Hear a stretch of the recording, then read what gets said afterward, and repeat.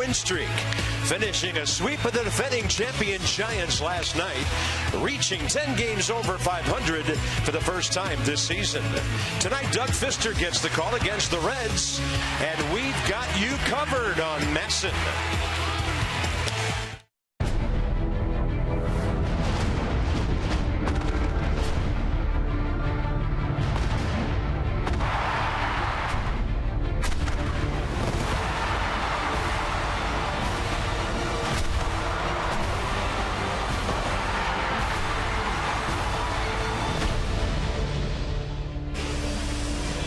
What a great holiday weekend for the Nats, and now it's the final 6 before the All-Star break. See you in Cincinnati, says Todd Frazier to Bryce Harper. Bryce will get to go over to the home clubhouse at the Great American Ballpark next week. So the last 15 for the Nats, 12 wins, 9-0 at home, plus 37 on the run differential, and the pitching staff continues to amaze, giving up under 2 earned runs per game. Bob and FP, we missed you guys for one night. Hopefully you missed us, and we're back with the rest of this week. And Cincinnati in town, 2 teams going different ways. They've lost 3 in a row. Nats are on a surge, and so is their all-star right fielder. Yeah, the most votes ever for a National Leaguer. Second to Buster Posey was second to Bryce Harper. Josh Donaldson with an all-time record, but Bryce Harper for the 3rd time going to the All-Star game. And when you hit 360 in the month of May with 13 home runs and a 1379 OPS, and you follow it up with a 370 average in June with an 1100 OPS, and then you're hitting 467 in July with a 1400 OPS, I think that says All-Star. Bryce Harper going to represent the Nats in the All-Star game, and we'll find out if there's anybody else. Yeah, Escobar is an All-Star hopeful, batting .314, 6th in the league, 7th in hits with 90. He's been outstanding defensively at third base as well. Kind of a new spot for him. Escobar, Harper, the Nats behind Doug Fister tonight.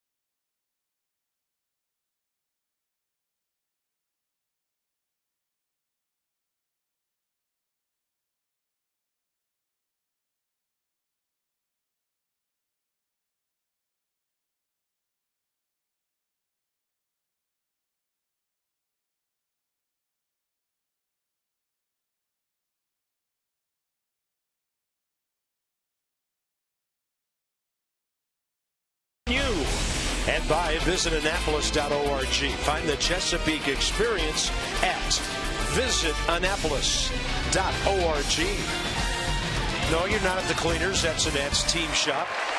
Jerseys flying all over the place.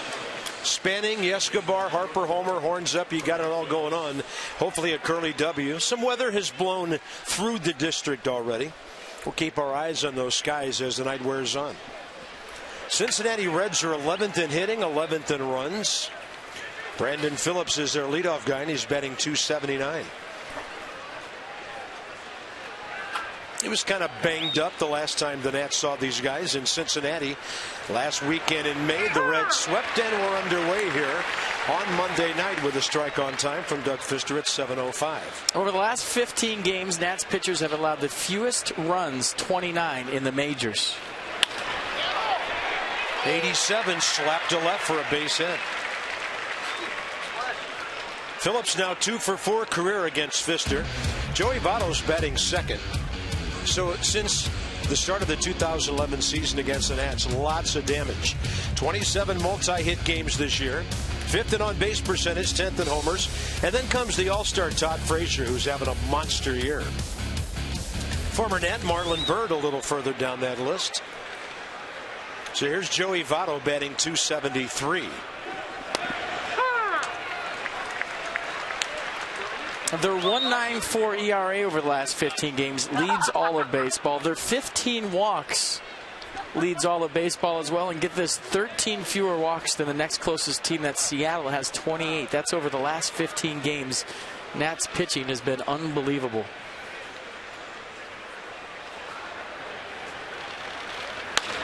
Ball slapped to the right side.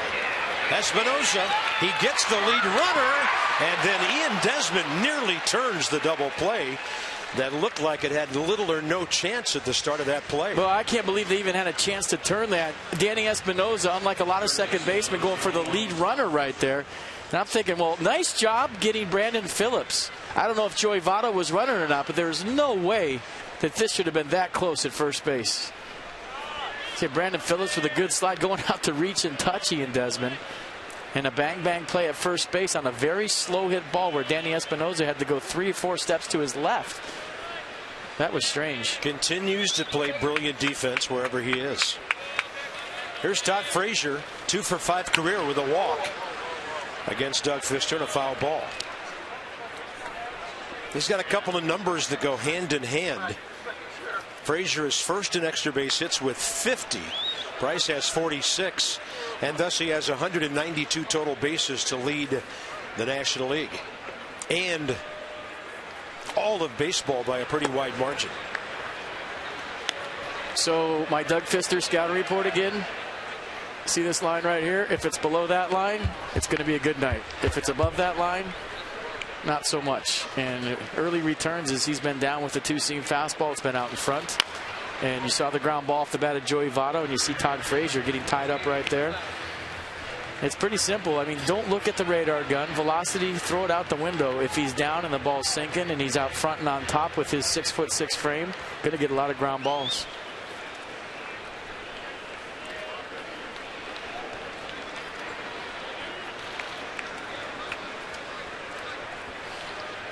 And that might be the best straight line I've ever drawn, by the way. That was pretty straight. Totally nailed that. 6th year in the big leagues for Vic Carapazza. Larry Vanover, 23rd year, is the crew chief out at second base. This ball skied to center for Span. And the All-Star is retired. 2 down. So the defense for the Nats behind Doug Fister tonight. Taylor, Span, Harper, your outfield. Desmond Escobar, left side of the infield. Espinosa Robinson, right side of the infield. And Wilson Ramos behind the plate. Denard Span roaming around center field. Brings in the cleanup man, 28-year-old Jay Bruce. Hitting about 13 points under his career average at .238. Well, Nats on a roll, obviously, 9 straight at home, and the Reds not so much. They were outscored 25-6 in that 3-game series against Milwaukee this weekend when they were swept.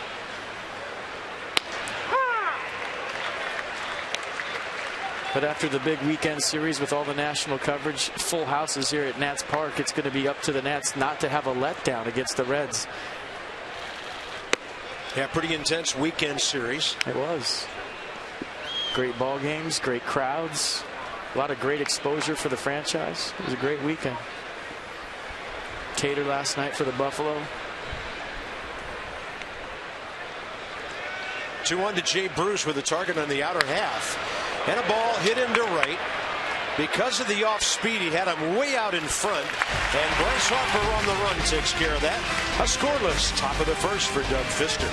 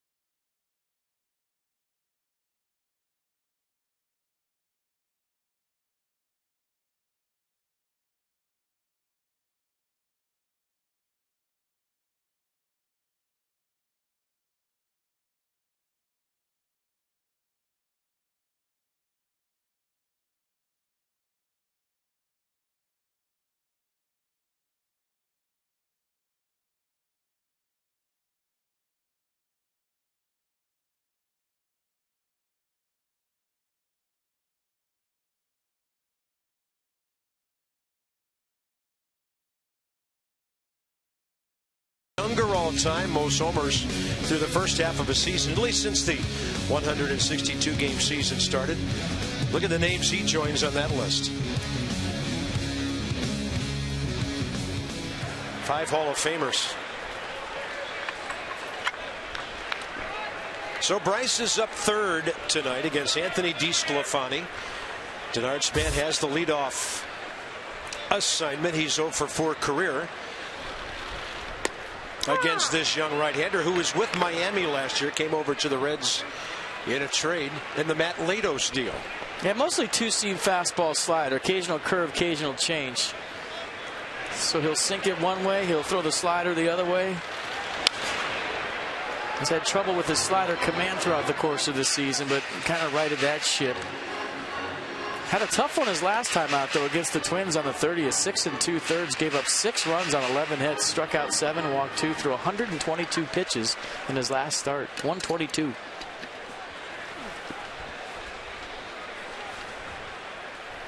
Span out of play again to the left side. So the Nats come in hitting .258, 5th in the league. 355 runs, 3rd, 82 home runs in the top 4. Escobar right in the middle of all of it, hitting .314.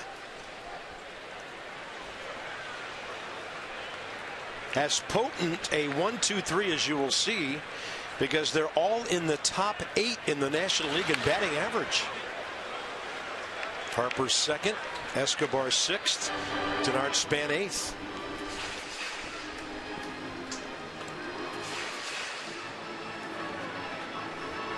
It's pretty impressive.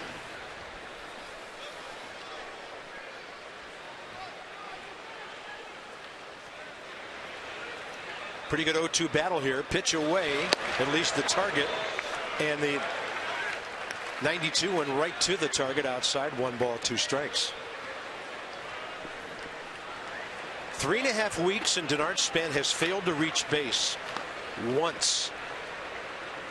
What was he thinking? He's going to reach this time, maybe. No, they had him played up the middle. That's Eugenio Suarez, rookie shortstop they picked up from Detroit, 1 out. So the Nats will follow with Escobar, Harper, Ramos, and then Clint Robinson, who's hitting .293 his last 23 games with an on-base percentage of .384. Espinosa, Desmond Taylor, the 6, 7, 8.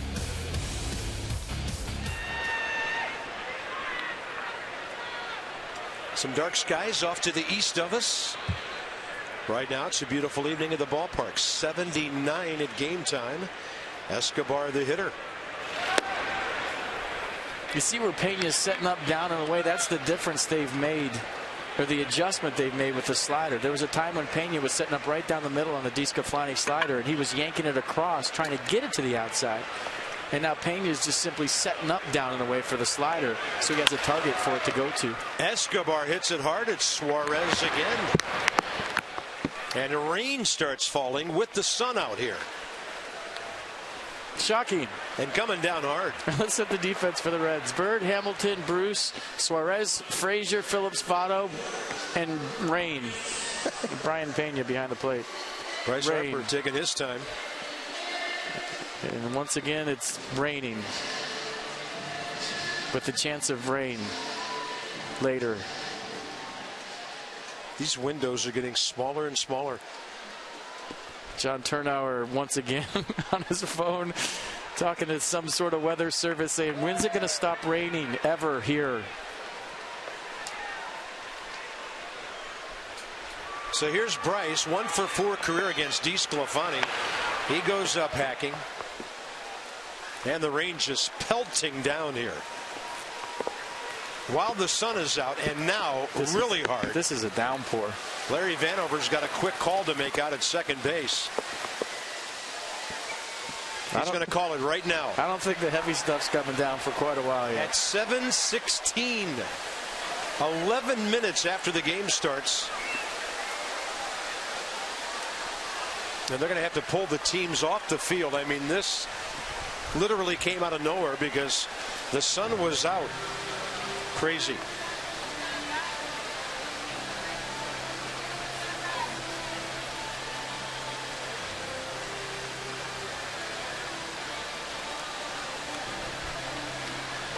This crew has been through a lot over the last couple of weeks. I mean, they have a whole new meaning of a CrossFit workout. They could make their own video and make millions. Putting the tarp on and taking it off CrossFit by the Nats grounds crew. You can be shredded too, folks. Just get your own tarp and you could do this workout at home and lose 40 pounds in one night. And you'll be the after in one of those ads. They're just huffing and puffing and trying to get that thing all the way over the infield dirt. The area behind and to the third base side of home plate is getting soaked right now as the tarp has come up a little bit short down there. They'll pull the tarp that's underneath there out a little bit to get that dirt covered up. Just crazy. Well, it's hard to put a tarp on when it's raining so hard because the weight of the rain just stops any momentum you have as a grounds crew. So that's why they ended up a little bit short, but it's starting to lighten up a little bit. And I mean, it's going to be one of those nights. Max Scherzer still sitting out in the rain. The only guy sitting out in the rain. Not shocked. Look at this, folks. Look at this. Unbelievable. I mean, it's believable. What am I talking about? Totally believable. So in the top of the first inning, Doug Fister, 12 pitches, 9 strikes. DeSclafani had thrown 9 pitches, 8 strikes. Now they're going to bring out a couple of smaller tarps and get the rest of that dirt area covered behind home plate. But if the folks up in the right field corner in the upper reaches look out toward the west, the sun is shining right in their faces. I think we got a stare down going or a rain out going because there's somebody in the Reds dugout sitting out there by himself too.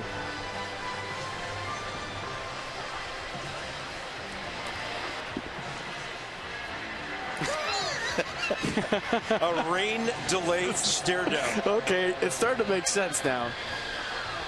Max is not budging.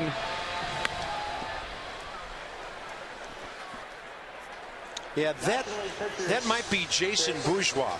Max Scherzer, of course, is one of the guys that had the chance to discuss. Yeah. Think about the names you're about to hear. And they didn't move, and now it's stopped, so I guess that's just a push. Yeah. But I've never seen that before. Scherzer at a downpour. 3 starts in a row, almost like no one has ever seen before. Almost. Sitting there.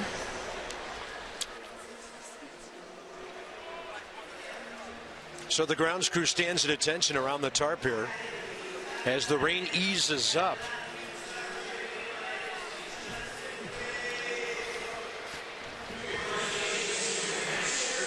Yeah, Jason Bourgeois, we've seen him in years past with the Houston Astros, a couple of other ball clubs. Reds have had a bunch of injuries. They've got some guys that have been called up to shore up their bench like Bourgeois. Ivan De Jesus Jr., a young outfielder by the name of Yorman Rodriguez. And, of course, the shortstop we've already seen, a Eugenio Suarez. So Bryce Harper is at the plate. Not It's really. the bottom of the first inning. And his at-bat in progress, and hopefully we'll be back playing baseball here in a moment. In the meantime, here on NASN, we'll take a quick rain break for you.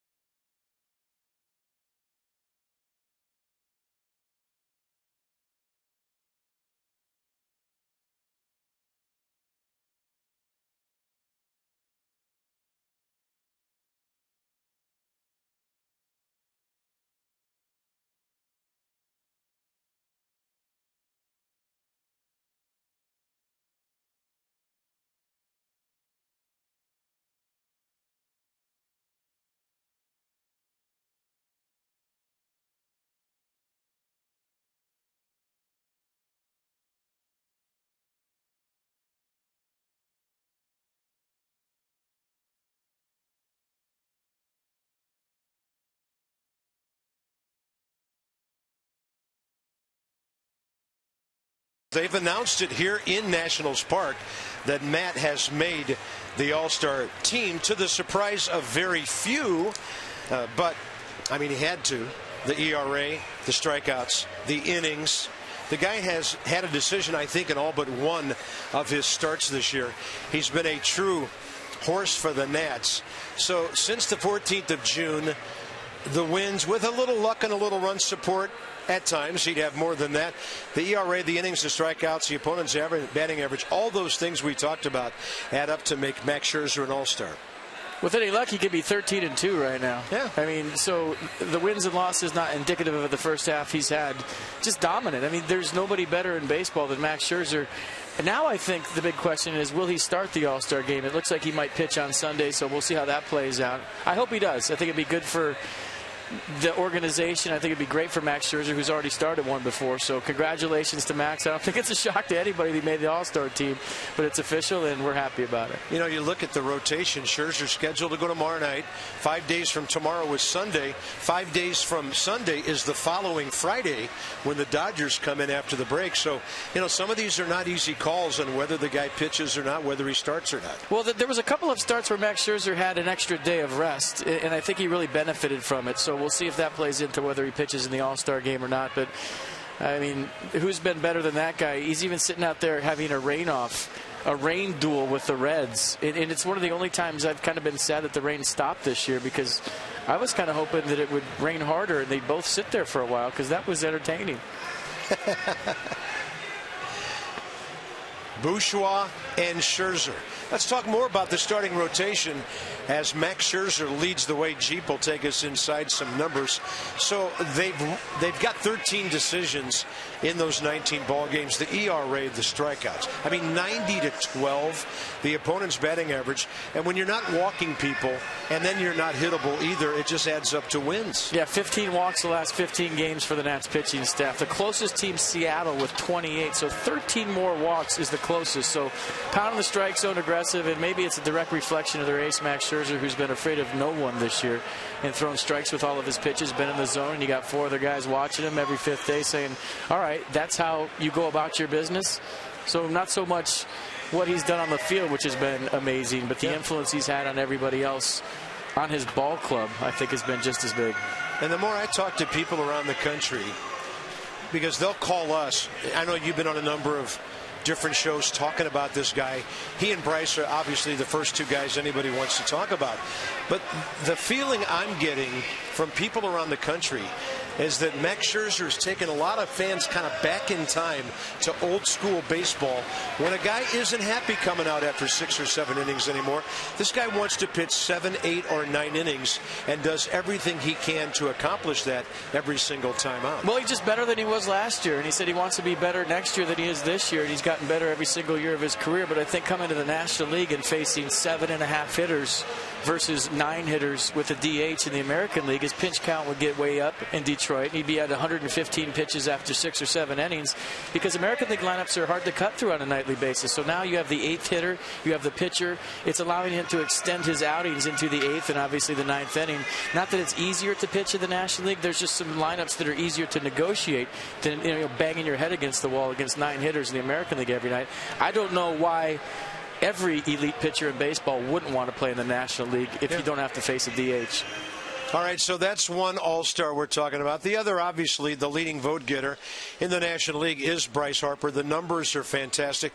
We've even had some of the Cincinnati guys come in here and say, if he played in our ballpark, fill in the dots on how many home runs or how many RBIs he might have right now. He's doing a phenomenal job, and he's even had a couple of home runs taken away by good defensive plays, and he's grinding it out every day.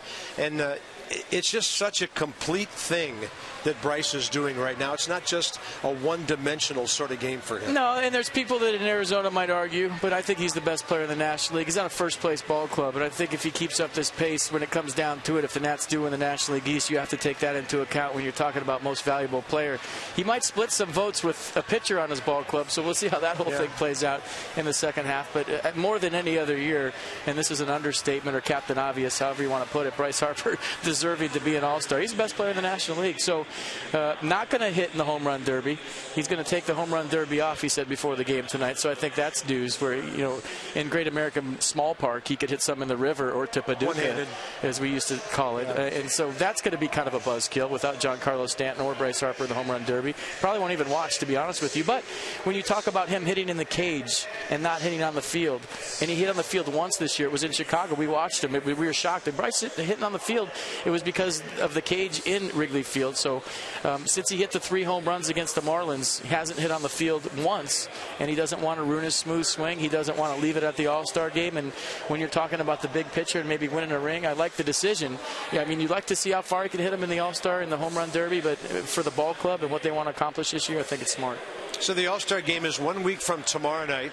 Home Run Derby, the workout, is 1 week from today, Dan. So you've got more on Bryce from downstairs. Bob, this was a tough decision for Bryce Harper. He participated in the Home Run Derby a couple years ago in 2013, and his dad, Ron, threw to him. Ron pitches to Bryce all the time in the offseason, knows his swing better than anyone, Bryce always says. Ron had rotator cuff surgery fairly recently and was not going to be able to pitch to Harper in the Home Run Derby. And to Bryce, that was the main factor in his decision not to participate in the Derby this go-around. He said, I want my dad there with me. Beyond just the factor of having his pops there, which is very important to him, he also said, my dad knows my swing, he knows my sweet spot. I want someone who's going to be able to throw strikes, who's going to be able to give me some good pitches to hit. And he knew he was going to get that from his dad, so he decided to sit it out. He did say when the All-Star game is here at Nationals Park in 2018, he would love to participate in the Home Run Derby, and hopefully he's still crushing bombs here a couple years from now and is able to participate in that. So we won't get to see Bryce in the Home Run Derby, but there is a new format this year, guys, for the Home Run Derby. They're going to be going bracket style. It's going to pit one competitor against another, and it's going to be timed rounds. So a little bit different, where guys can't just lay off as many pitches as they'd like. They're going to need to get as many home runs into those windows as they can. And talk to a bunch of the players and coaches about their thoughts about the new format. They said they anticipate the competitors getting pretty tired, having to swing in 5-minute windows as hard as they can, as many times as they can, that it will tire guys out. And they also didn't love the fact that there will be bonus time given for length of home runs. Depending on how far you hit homers, you can get more time added to your allotment. Players and coaches were saying a home run's a home run. If it clears the fence, it should count the same. So they didn't love that aspect, but it'll be cool to see a new format this year, and we'll see how it takes form, and maybe we'll see Bryce participating next year, guys. But he can talk all he wants about his dad not pitching. He didn't want to get tired with that new format. That's all that comes down to. I mean, who wants to sit there and swing as fast as you can, as hard as you can, for as short a time as you can? I mean, that's going to wear somebody out. And if he wants somebody to hit his barrel, he should have all the National League pitchers throw to him, because they've hit his barrel the first half to 25 home runs. Yeah. Pick out a guy in the league, tell him, hey, throw me 80 miles an hour, and we'll take it from there. Just don't give me change-ups or breaking balls. Yeah, so I'm sure a lot of fans will be disappointed about that. But the whole home run derby thing, even in its present as of last year and past form, when there weren't all these rules and new wrinkles and all that, there are still times when that thing wreaks havoc with some of the guys in their swing. It does. There's been guys that have had terrible second halves because of it, so I don't blame Bryce Harper one bit. I mean, without him or Giancarlo Stanton in there, it's not a home run derby to me. I mean, like I've said before, you could have those two and that's it. And no offense to Paul Goldschmidt or anybody else, but Bryce Harper, Giancarlo Stanton, home run derby, everybody else take it off. And they're not in it, so I'm not watching. All right. Well, that's your prerogative. So I'm going to call you next Monday night and see what the heck you're doing if you're not watching baseball, which you do about 18 hours a day. So we are in the bottom of the first inning. Harper is actually in the midst of an at-bat, and they're getting the field cleared up, we hope, soon. But they must have some radar indicating there's some more moisture on the way.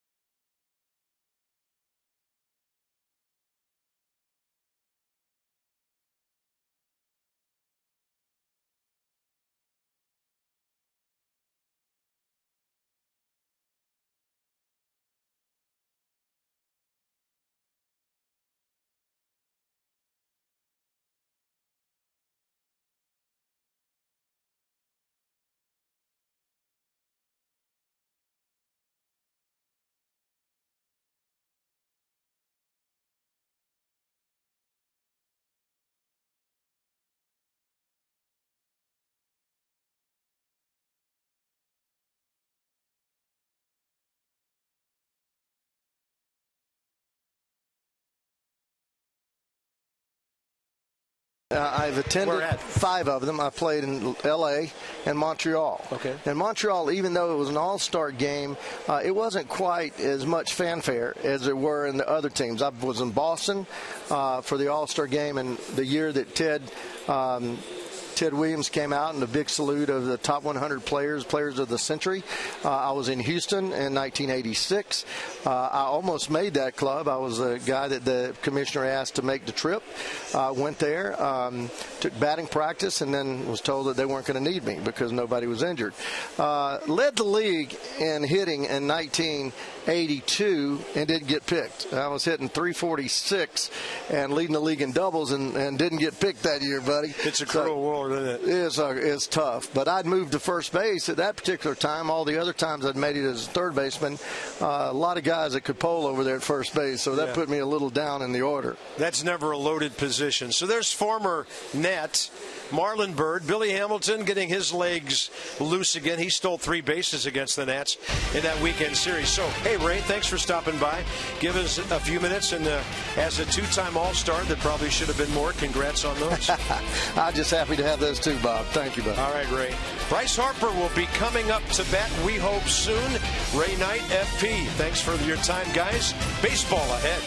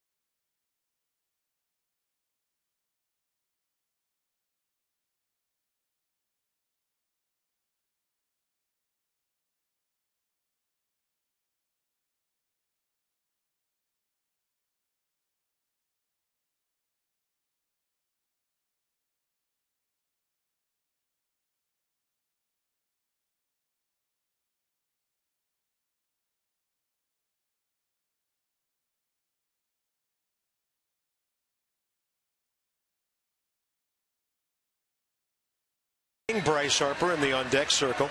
Anthony DeSclafani is back on the field with his teammates. John Turnauer's crew continues to spread the diamond dry type substance on the infield to soak up that moisture. And Clint Robinson filling in for Ryan Zimmerman, Jason Worth until we get those guys back. And Ryan Zimmerman was taking some really good swings today. And they're both participating in batting practice today. Ryan Zimmerman was taking ground balls at first, throwing to second base. Jason Worth was shagging in left field. Talked to Jason today, and he said he's swinging with the fungo, and it's feeling good. So Matt Williams can't wait to get those two back in his lineup.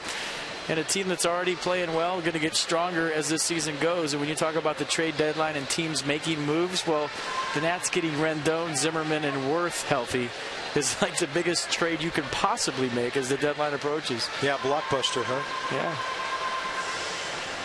Well, the grounds crew just got finished working on the home plate area, so now that Brian Pena can have his spikes into some solid ground down there, DeSclafani starts his warm-up tosses under the watchful eye of the home plate umpire, Vic Carapazza. Reds infielders have been throwing the ball a little bit around from the grass.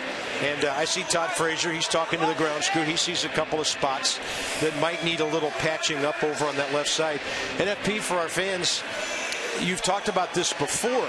The composition of the infield becomes a little bit different after they put this stuff on. It does. The grounds crew works so hard to make the mixture of the dirt to the player's liking, and then you throw the diamond dry on there. It's like putting 1,000 little marbles, super balls, however you want to put it. The ball's going to jump tonight now. When the ball hits the dirt, it's going to play quick. It's going to have some spring to it. And as an infielder, you have to have it on there. It's a necessary evil to dry out the field, but you hate it. It's going to make the infield play. One of the best playing surfaces in baseball tonight's not going to play true like it normally does. They're done. Got some game notes for you here in the bottom of the first inning. The Nats have won 12 of the last 15, 12 times 2 or fewer runs allowed. DeSclafani does have a good ERA on the road at 2.45. It's 3.68 overall. And Doug Fister making his 3rd career start against the Reds.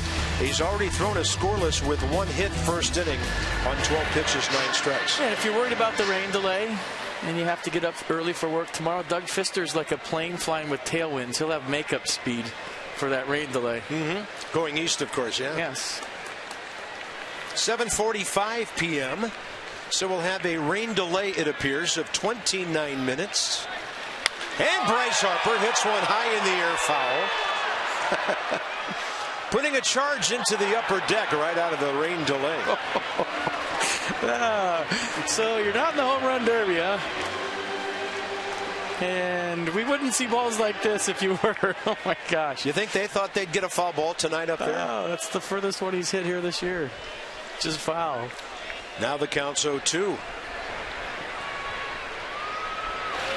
Way inside. I mean, this is a bomb. Just caught it out in front a hair. I'm talking about, I don't know, an inch if he lets that ball travel deeper. It's in the upper deck fair. Target in.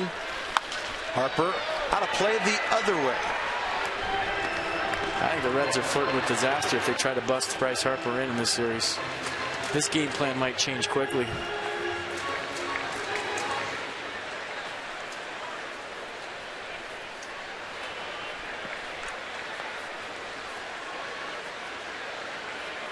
One ball, 2 strikes. Pena was set up outside. That ball was over, but it was low.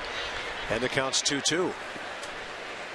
Harper steps in, and this is another category Bryce has just broken into. He's the 7th leading hit man in the league now with 90 hits. 46 of them for extra bases. So more than half of his hits are doubles, triples, and homers. Only D. Gordon has more multi-hit games.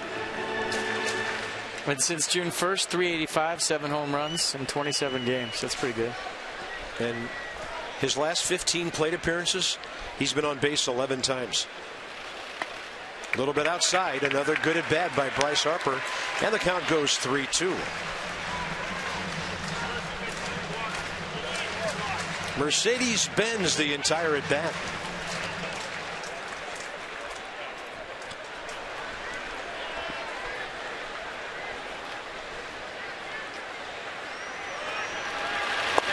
Got him on the off speed, 87. Took a while. Bottom of the first over. So the Nats and the Reds are scoreless in the first inning of the 3-game series.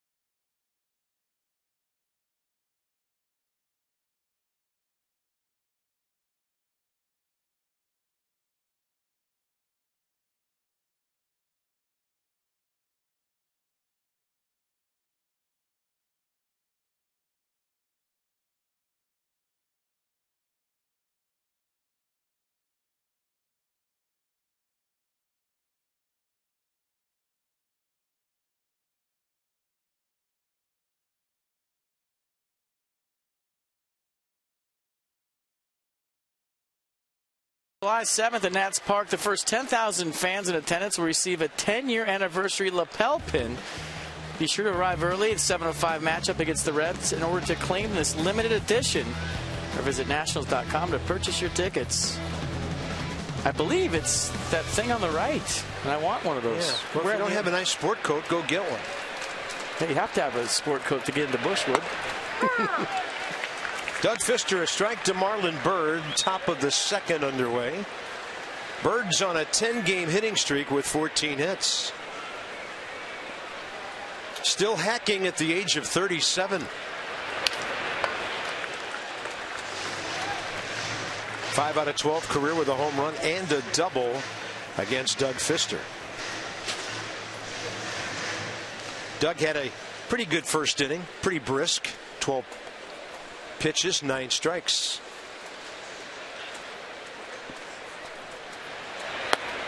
Great breaking ball, unreachable on a 2-strike count for his first K of the night. Well, the off-speed is so key to Doug Fister's start. We talk about the two-seam fastball and ground balls a lot, but when he has his slider, curveball, changeup combination going, it keeps the opponent off of that fastball and doesn't make it so crucial that he keeps it down. You look at the slider right there, good late movement. Bird, who's been hot in the middle of a 10-game hitting streak, hitting .356, big out to start the second. There's Brian Pena, the catcher. Switch hitter, .328 from the left side, .298 overall. 33 years of age. .253 for the Reds last year. Big league time with Atlanta, Kansas City, and Detroit before that. Doug Fister locating well early in this one, and his FP keyed in on early, keeping the ball down. But really hasn't had that run back front hit fastball consistently this year, a pitch that he really relied on, a lot like Tanner Roark last season. But that was a good one right there for strike 2.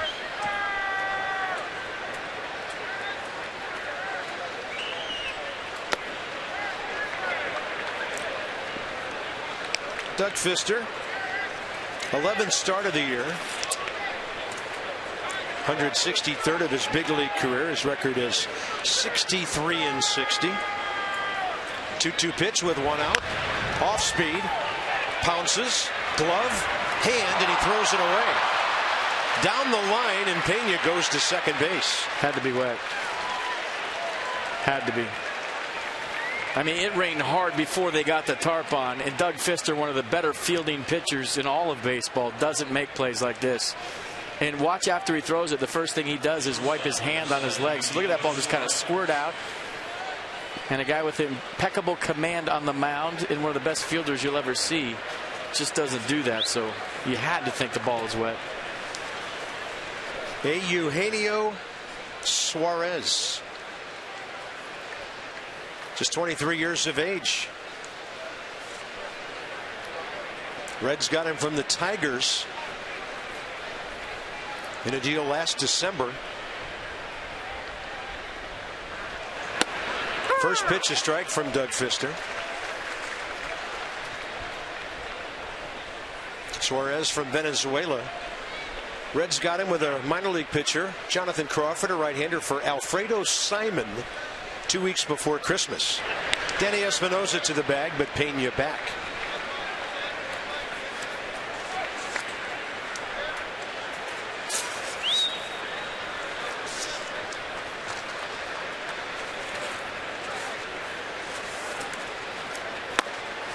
Down and in, nasty. Well, that's just on top of the sinker, and the fingers on top of the sinker. When you get your fingers to the side, it runs. When you get them on top and out front, it really sinks. And at 86, that had split action to it. Great pitch.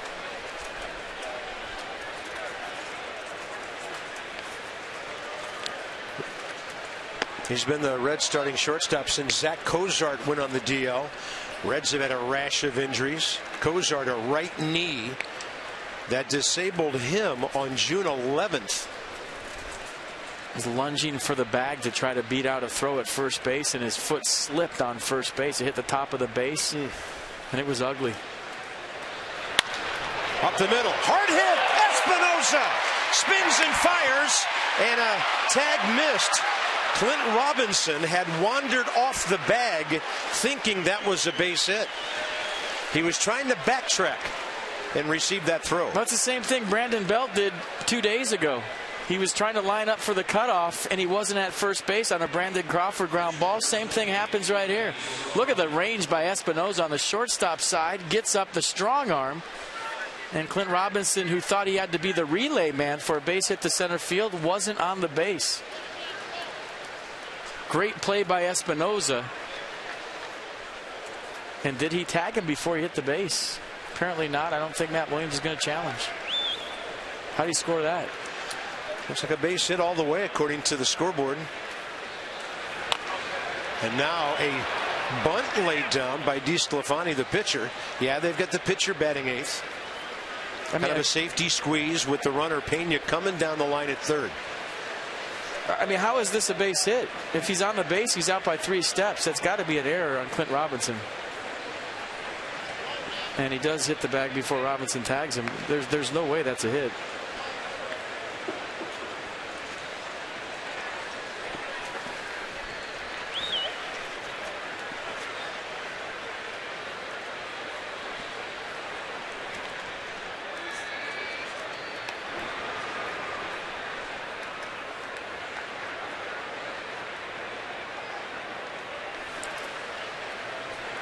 I mean, I guess the way you solve that problem now with all the shifts is you have your third baseman be the cutoff. Usually the third baseman is the cutoff for a base hit to left field with a runner on second. Right.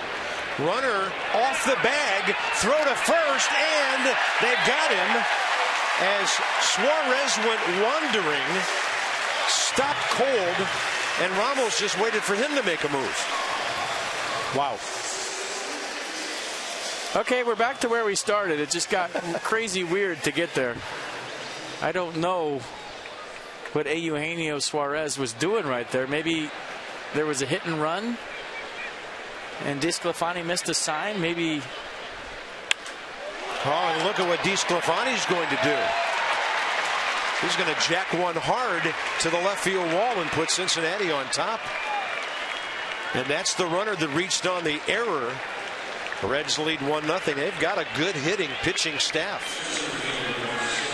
Well, that's why I feel like that had to be a hit and run with Suarez. I mean, if a guy can swing the bat like this, maybe he missed a sign, but he made up for it on the next pitch with a double down the left field corner. And the Reds take an early 1-0 lead. DeSclafani's second RBI of the year. He's 7 for 30 with the bat. And now you've got Billy Hamilton in the number 9 spot.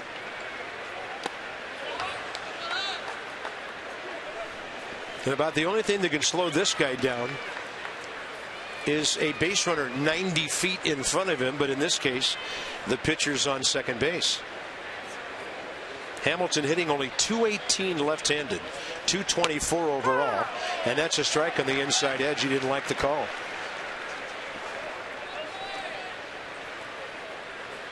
Guy's got 46 stolen bases, and he's hitting .224. That's 30 points below his career batting average. Pulls it right side. Clint Robinson has it. So the Reds will pick up an unearned run on an error. Couple of hits and a runner picked off by Wilson Ramos. Cincinnati on top. Ramos will lead off.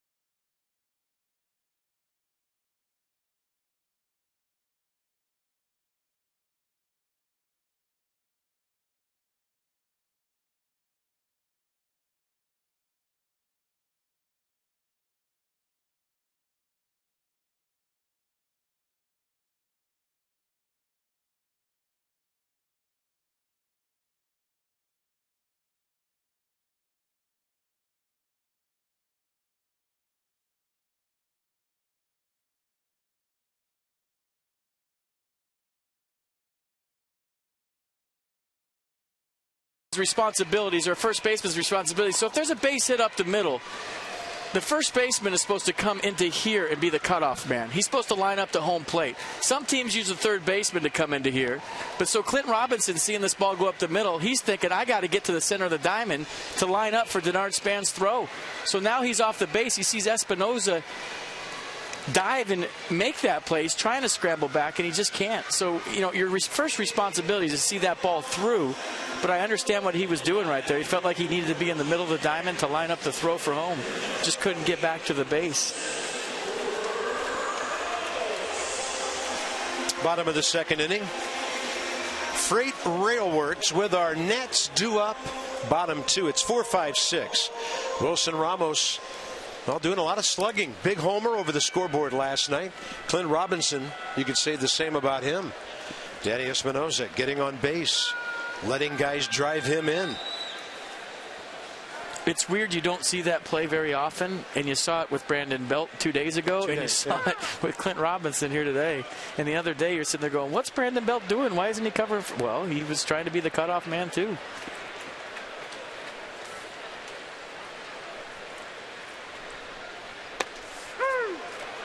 Wow, generous call on the corner, and Ramos doesn't like it from Vic Carapazza. No balls, 2 strikes.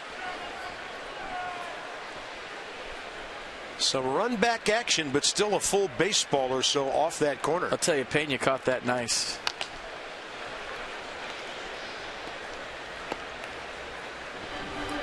Eight o'clock hour. After a 29-minute rain delay, with Bryce Harper batting bottom of the first, Reds have broken out on top on a double by their pitcher, Anthony DeSclafani. 0-2 to Ramos, reaching, and that's unreachable. 2 strikeouts. Well, he had to swing at that because of the previous call. He had to protect. And by the way, I don't know if you had a chance to watch. The strike zone last night was sure, amazingly interesting. Yeah. Well, it got the Giants starter, and then shortly thereafter, after manager tossed. And you could see that coming too.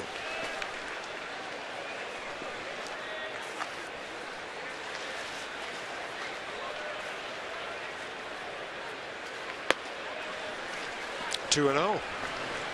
Strike zone was small early. It was big late. Everybody very confused.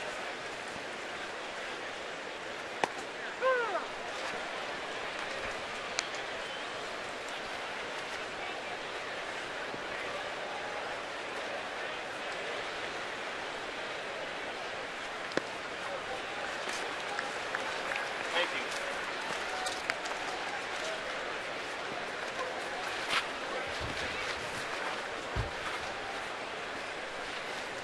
3-1 to Robinson. He was in fastball mode. He got 90 and fouled it. DeSclafani's given up 6 home runs this year. He's nibbling around the edges and doing it pretty well so far. Trying to make it 5 in a row. That's one that Clint Robinson wants back. Slider right down the middle. Didn't do a whole lot. In protect mode with 2 strikes.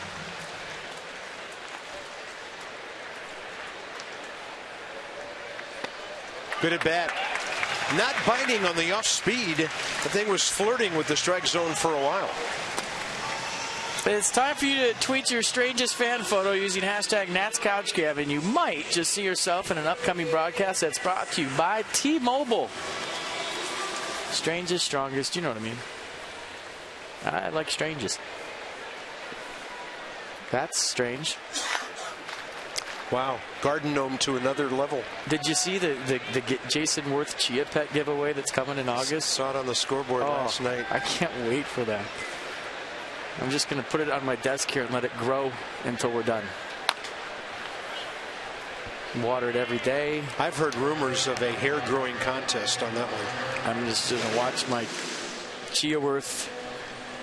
I mean, it's like watching Danny Espinosa's beard. I mean, you could just, he's a Chia Pet in the batter's box right now. That beard will be thick by the 8th inning.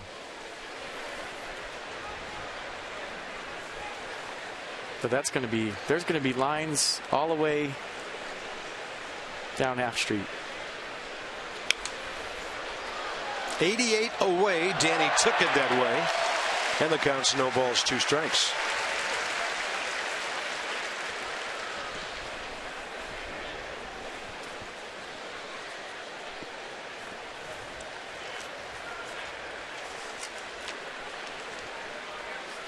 Nice bunt last night. Had a single to go with it. Couple of knocks.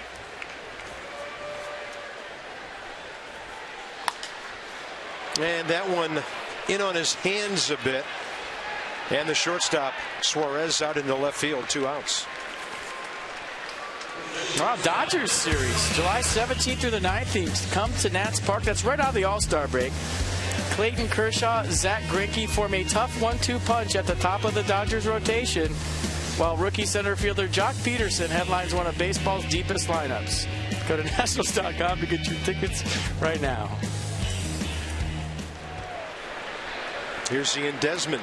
Straight Ron Burgundy. Desmond against DeSclafani, career 2 for 3 with an RBI. Jock Peterson's a stud. Zach Greinke having a monster year. Clayton Kershaw's Clayton Kershaw. That'd be a good one. Michael A. Taylor on deck. Desmond had hits in 2 of his first 3 at-bats in that Cincinnati series. One of them an infield hit for an RBI. And then he went 0 for 10. Couldn't get anything going the rest of the weekend.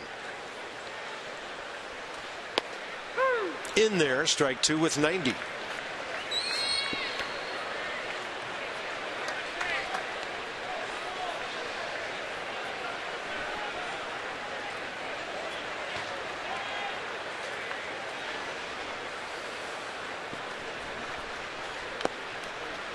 And a good stop by Brian Pena. Every time a new team comes into town, the first question we're asked is not about Bryce, not about Max Scherzer. It's like, what's going on with Ian Desmond? And standard answer is he's trying too hard. Yeah. That's it.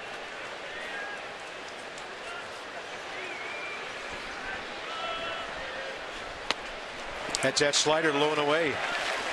Can't get to it. Nats, couple of strikeouts, a walk, and they strand their first runner. So after 2, it's the Reds pitcher with an RBI, and he's got the lead.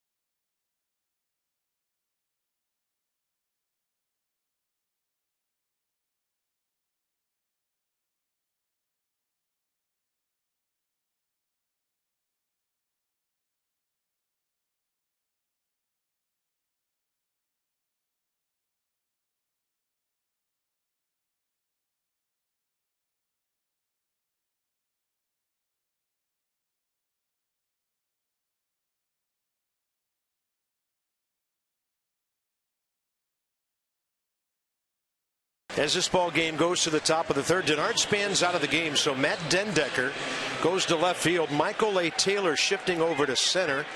Our crew's going back through some video of this game. Denard's first at bat. Anything in the field that might indicate what happened, but Denard is out of the game. For the Reds, top of the order, Brandon Phillips, who lined a clean single to left field, starting the game. Forced out at second base later in that inning.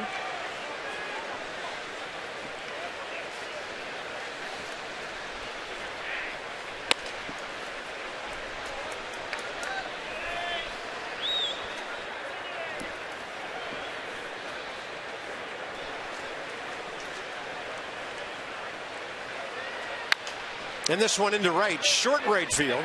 Espinosa's drawn a beat on it, and he's got it with the running basket catch.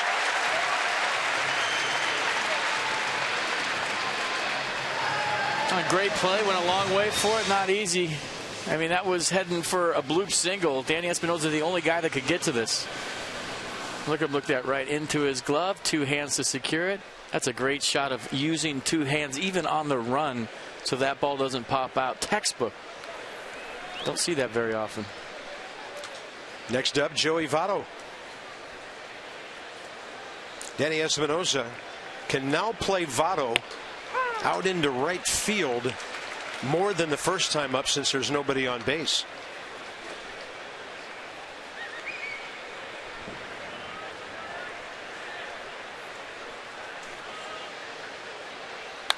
He hits one hard to right over Espinosa in front of Harper.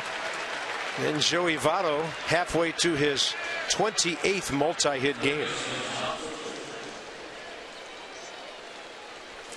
The Reds have 4 hits to none by the Nats. Next up, the All-Star Todd Frazier.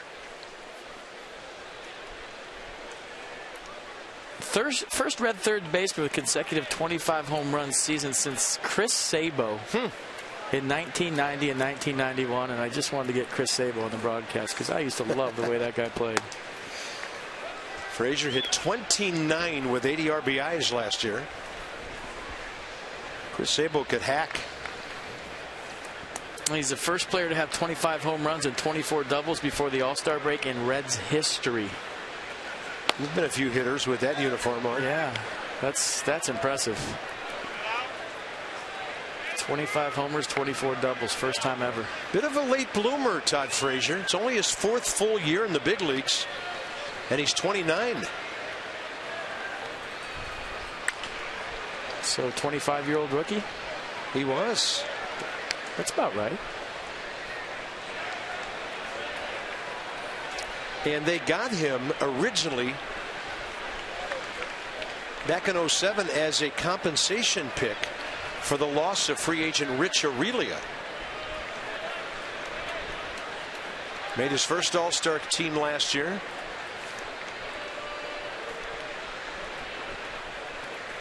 Gets to start in his home ballpark. That's up in the zone. Strike 2. And now he's got to look back at the ump. I don't know Todd Frazier, but I've seen him in interviews, and he makes you want to get to know him. He seems like a guy you'd like to have a cold one with sometime. He just seems like a dude, a normal dude that happens to be a superstar. Yeah, Cincinnati guys told us he's great with the media, great around the ballpark. He's a former most outstanding player from the Toms River, New Jersey team in the Little League World Series years ago. Rockies, the first team to sign him back in 04, didn't sign, or to at least draft him, he didn't sign, and then he went to Rutgers.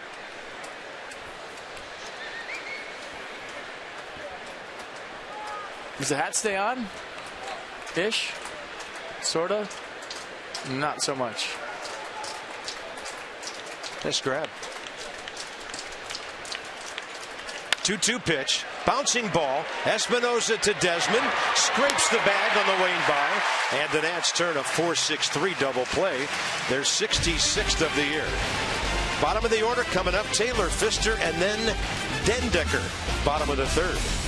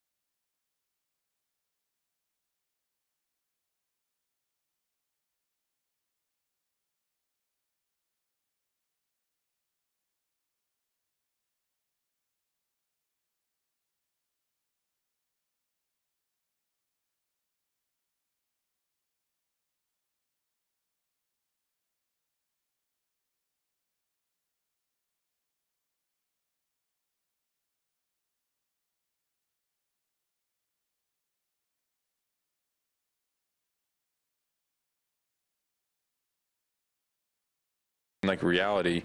It wasn't until obviously late, 10, 15 years later where you actually had the realistic dream, like, hey, I can do this. So to be able to do it, and obviously now for being on my third time, it's special. That it is. Congratulations to Max Scherzer. Bryce Harper's third time. And he's 22. I know. Didn't go last year because he was hurt.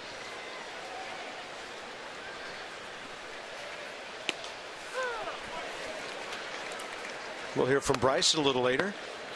Bottom of the third, Michael A. Taylor, now the center fielder, steps in at 248. DeSclafani just moving the ball around, changing speeds, darting the ball to different edges of the plate here in the early going. First 2 innings, 34 pitches, 25 strikes. Michael Taylor, another great play in left field last night. Dive-in play late in the game. Asked if he's becoming comfortable out there, and he said, yeah.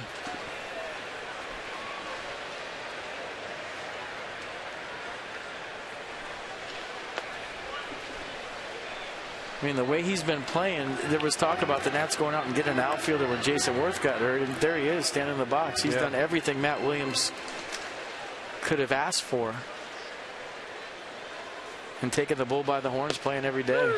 Takes a fastball right in there, strikes out. 4 Ks for DeSclafani. Next 5 ball games will take us through the rest of the pre-All-Star segment of the season. Tomorrow night, how about this pitching matchup? Max Scherzer and Johnny Cueto. Reds are here Wednesday night as well, day off. And then WUSA 9 joins us for our 2 telecasts from Baltimore, Friday and Sunday. Fox will have the Saturday night game.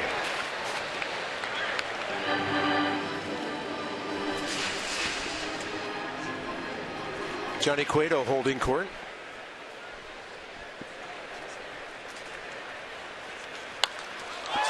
And a ball hooked hard. Off the bat of Doug Fister. 151 career batting average. Going up some with his 5 hits this year.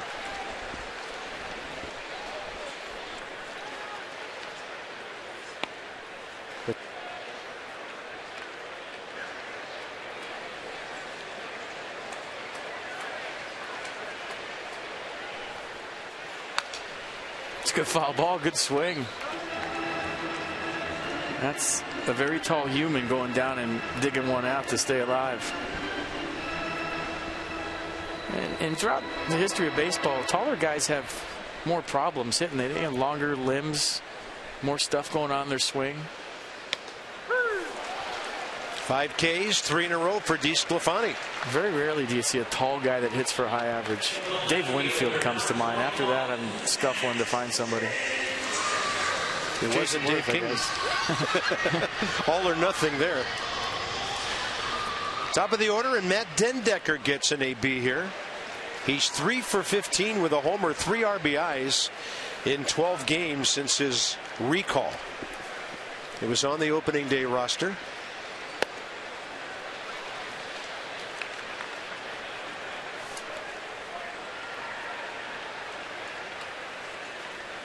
.250 in 53 games for the Mets last year. Nats got him straight up for Jerry Blevins. End of spring training. Clean hit right field. Matt Dendecker.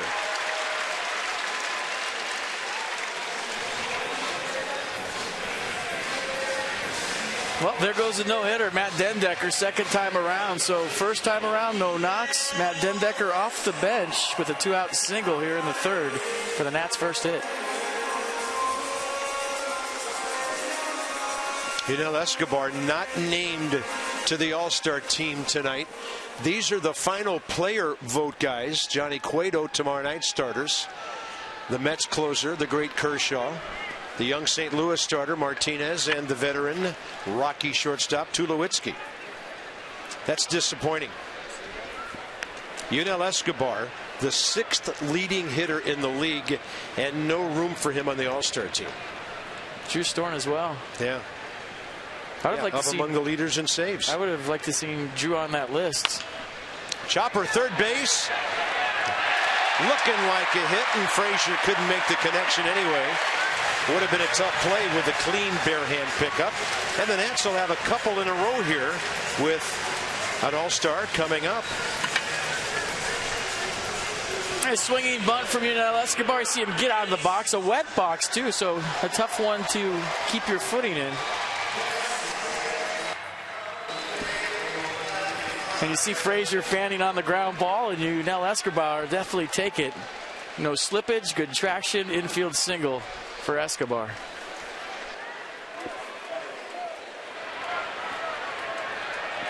Bryce Harper hit one a mile foul first time up. The count got to 3-2, and DeSclafani dropped some off speed on him to strike him out swinging.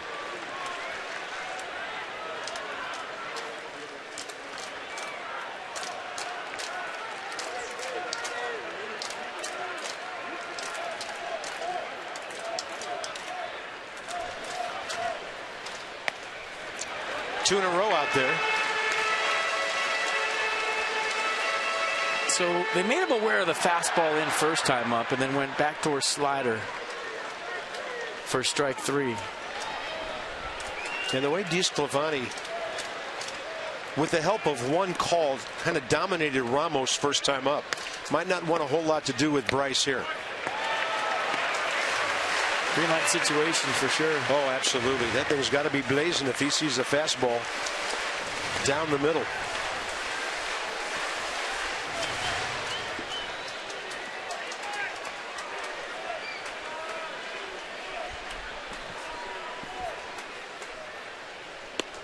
No, and he took it at 90.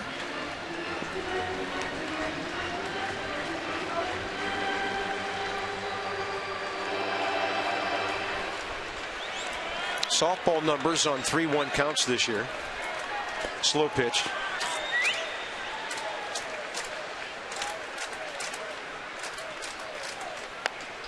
They walk in, bases loaded. It'll be up to Wilson Ramos.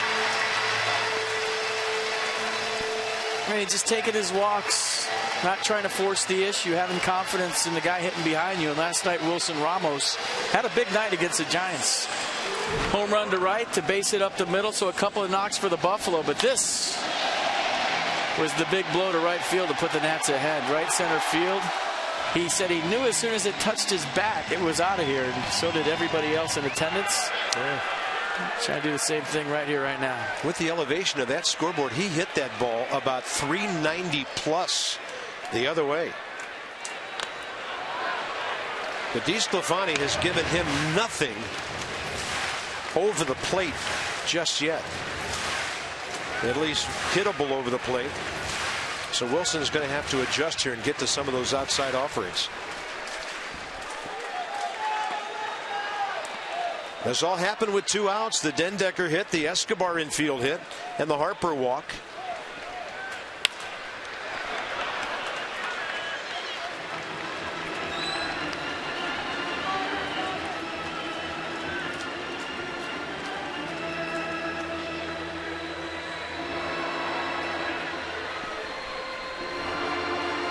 Pretty good speed out there.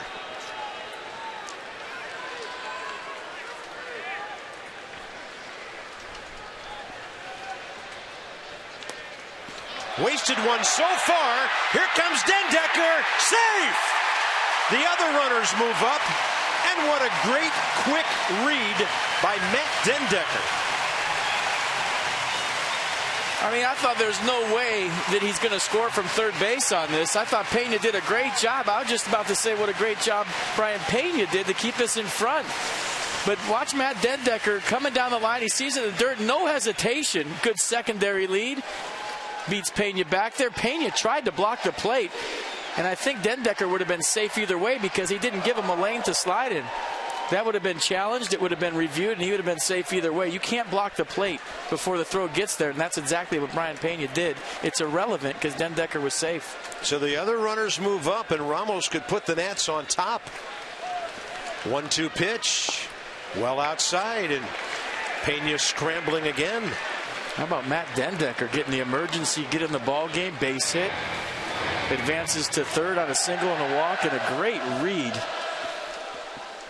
And I think he got smoked in the face by the shin guard, too. Look at that. At least the top of the helmet. He was maybe the face, too. Wow. Feeling for home plate there. What a good play. Ramos a bouncer, right side. Brandon Phillips knows he has time. The Nats will get one. So the wild pitch helps after the 2 hits and the walk. And this one even into the middle innings.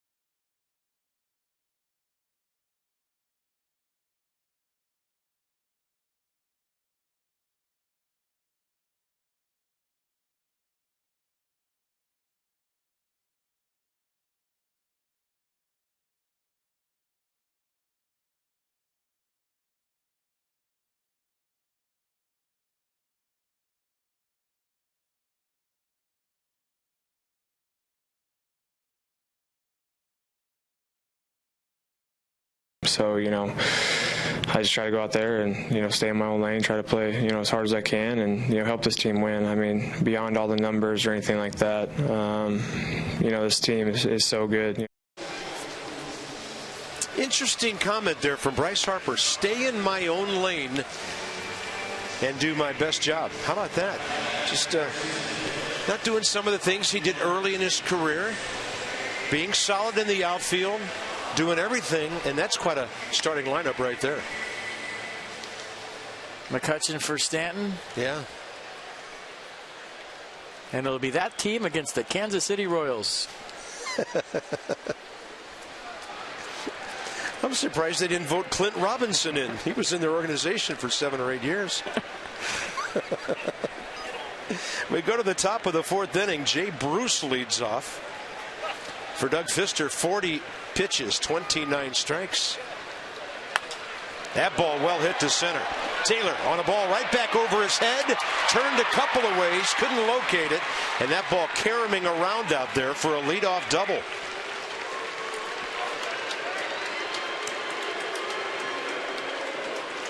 A 17th double of the year, elevated. Watch where the pitch is, above the belt. And Bruce ready for it. And Michael Taylor was thinking about turning his back to this play and looking back over his right shoulder. And he did at the last second. The ball kind of tailed back to his left shoulder. And he turned the wrong way, couldn't get to it. And that's just the way you open up on a ball. I've done that a million times, and you just keep fighting to try to get to one side of the baseball so you can make the play. But the ball keeps tailing back behind you. And right when he made the decision to flip around and look over his left shoulder, it was over his right, or vice versa, one of those two. So here's Marlon Byrd trying to at least move the runner. Espinosa shades him way up the middle, near Jay Bruce at second.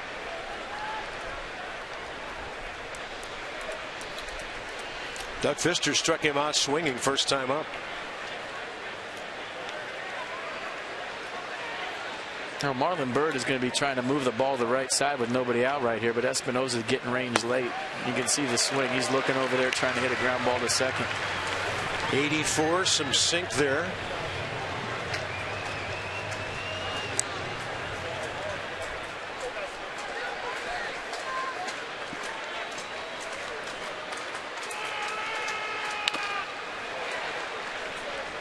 And so far, Fister not giving anything that he could just reach out and stroke to the other side.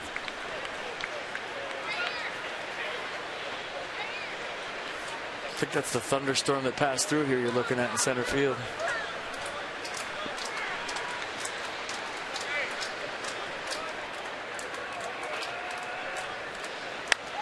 Jammed him again.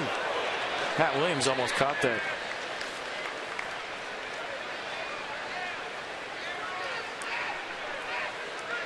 It's Gold Glover. He should have made that play.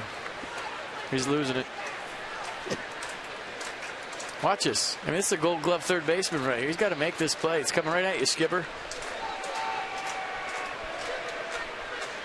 That's his hand. We'll give him an A for effort. That was a good try. Ball was spinning severely.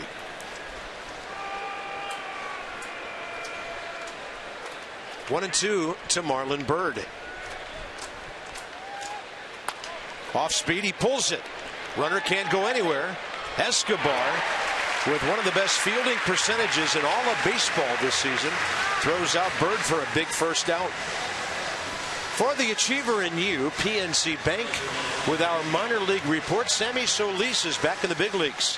David Carpenter has gone on paternity leave, and Sammy is back. Some of his numbers from his last 6 times out.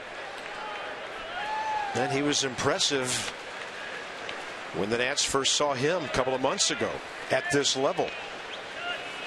Here's Brian Pena, who hit that little dribbler between home and the mound and then advanced to second on the wet baseball throwing error by Doug Fister.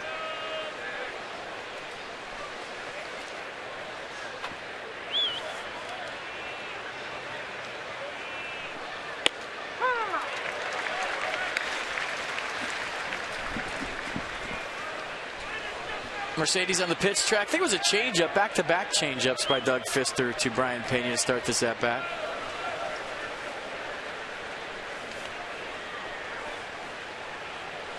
One. Then he tries to hook him at 70. First 3 innings for Doug, 40 pitches, 29 strikes. Great ratio. Pena's been productive in situations like this. And he hits one in the air, left field. Dendecker moving over, foul ground under it, 2 down. Matt's been busy since coming in. Suarez, the shortstop now, the number 7 hitter. I'll tell you what, you get that thing where the bench is contributing. That's a snowball effect. They say hitting's contagious. Well, when you have a couple of bench guys get in there for your ball club and do well, and then you get in there as a bench guy, you feel like, okay, I'm part of this thing, and I got to contribute too. And Dendecker's done a really nice job off the bench. You know, he had that home run in Philadelphia. He's been swinging the bat well, plays good defense. We just saw a great read on a ball in the dirt. So like Michael Taylor, Clint Robinson, I guess you could say Danny Espinosa. To short, Desmond up with it. Bad throw. And fortunately, Jay Bruce had not come far at all down the third base line. He might have been able to score on a ball that got that far away, and that looks like Ian Desmond's 19th error of the year. It's a routine ground ball to short. I mean, he's got it, no problem. Just throws it right in the dirt. I mean, I think it's safe to say that Ian Desmond's making the game a lot harder than it has to be right now. And I'm saying that with all due respect, because anybody that's ever played the game has been there. Strike call to DeSclafani, who has the Reds RBI. Just go through these ruts where the game's as hard as it can possibly be. It is. To get to this level, people don't know how hard it is. But there's times when, as a major leaguer, you make it even harder than it is. And everybody on that field out there, whether it's a Red or a Nat, has been in the same situation and knows that feeling.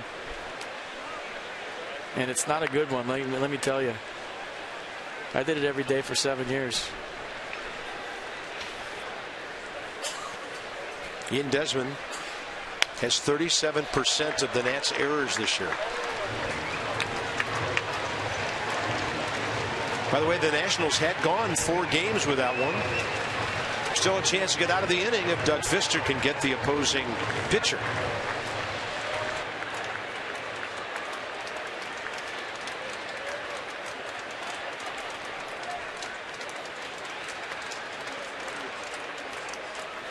1-2 pitch, well outside that one.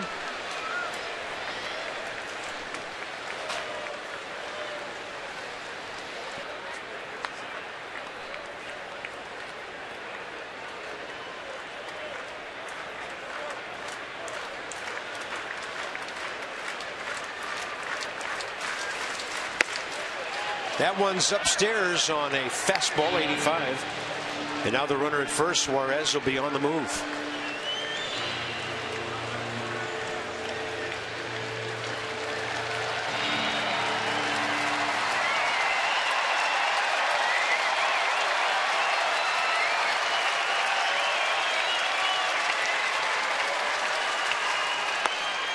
Close, bases loaded.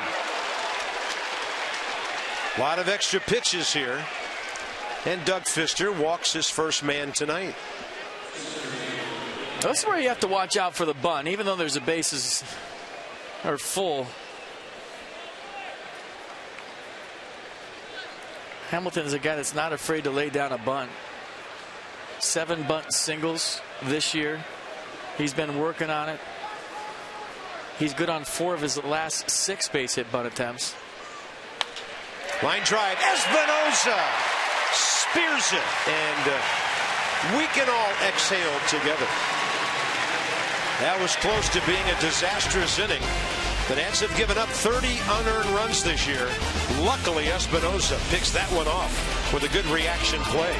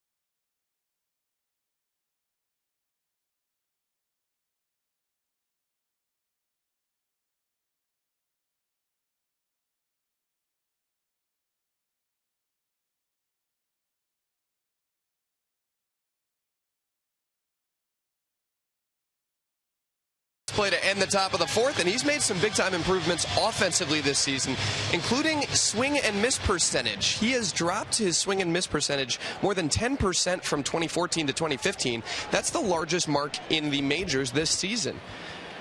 I asked Matt Williams what he thinks the key there is, and he said that Espinosa has been able to keep his head a lot more still this year. He says when you're seeing a fastball at 95, but your head's moving towards the pitcher, it looks more like 105. Danny's been able to keep his head still and over the back side of his body, and Williams thinks that's allowed him to make contact a lot more frequently.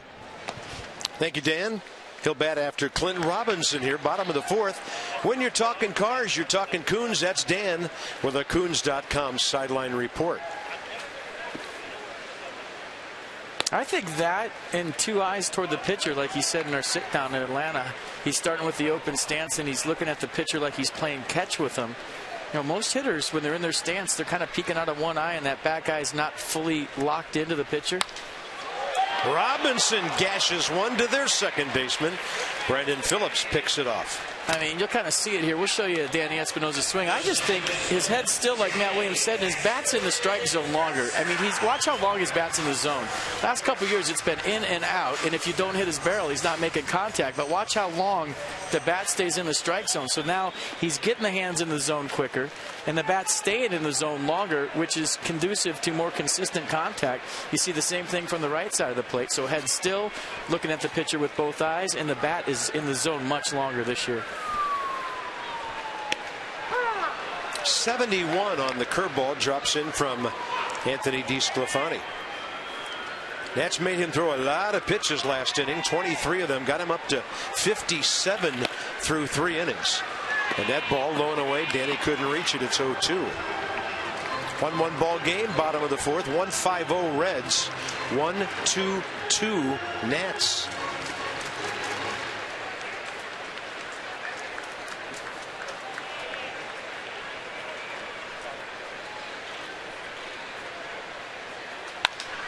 That ball laced out to center.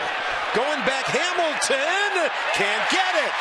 Espinosa approaching second. Billy Hamilton up with it in a hurry, keeping Espinosa to 2 bags, and we've had 2 well-hit balls here in the 4th inning. Danny Espinosa on cue, exactly what we're talking about. 15th double of the season. And Billy Hamilton, as fast as anybody in baseball, he likes to play shallow. He gave this one a good run. Here's the side swing again. I'll just let you look at it. Not going to draw, but watch how long the barrel stays in the strike zone. Look at it, it's staying through the baseball. So the swing more like a V in past years. Now in the zone longer, and Billy Hamilton kind of got lost on that one a little bit, but he had a beat on it. But like you said, Carp, 2 hard hit balls here in the 4th. Ian Desmond struck out first time.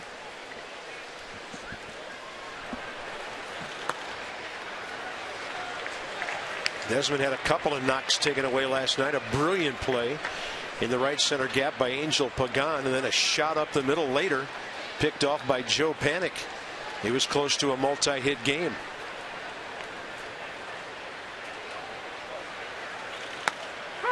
On the outer half with the fastball. Actually 88, took a little bit off. 1 ball, 1 strike.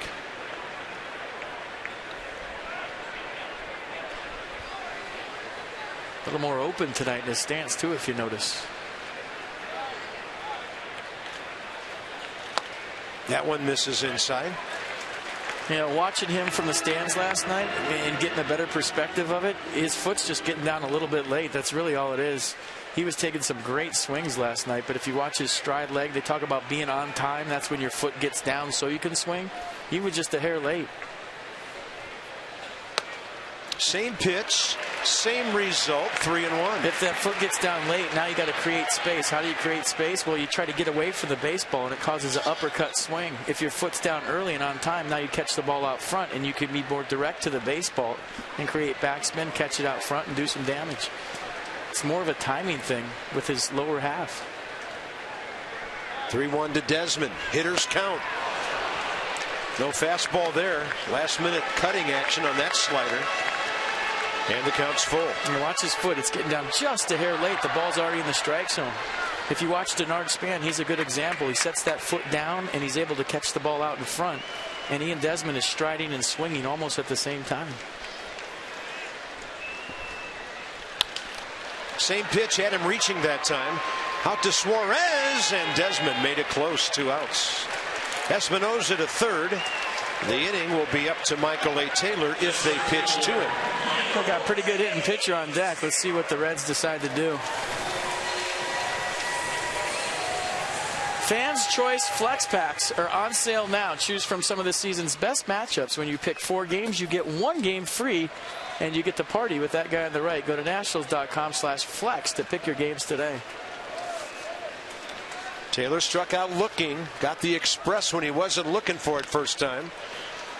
So he's up there hacking. 84 on the slide piece and a foul. 0-1.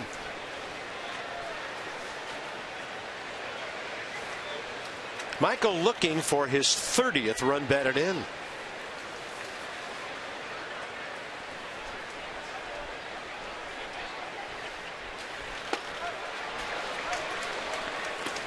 American Standard, who's hot, who's not. Joey Votto, 275 average this season. Prior to 2015, 310. So we're going to say not. Michael Taylor, nice OPS with runners in scoring position. That's second amongst all rookies. We're going to say, yeah, he's hot. Visit MidAtlanticComfort.com. Amazing rebate financing opportunities. Celebrate the season with the American Standard All-Star Sales Event. Tries to run that fastball back, and it just stayed outside. Danny Espinosa, third base, 2 outs. Lead run sitting out there. 2 sliders and a fastball. He got a lot of the plate with that slider, and Michael just a little late. His swing is so short and quick right now. Very compact, right to the baseball. 2-strike adjustments have been good. Everything away in the sequence on pitch track. Reds 1, Nats 1, bottom of the 4th, first of a 3-game series.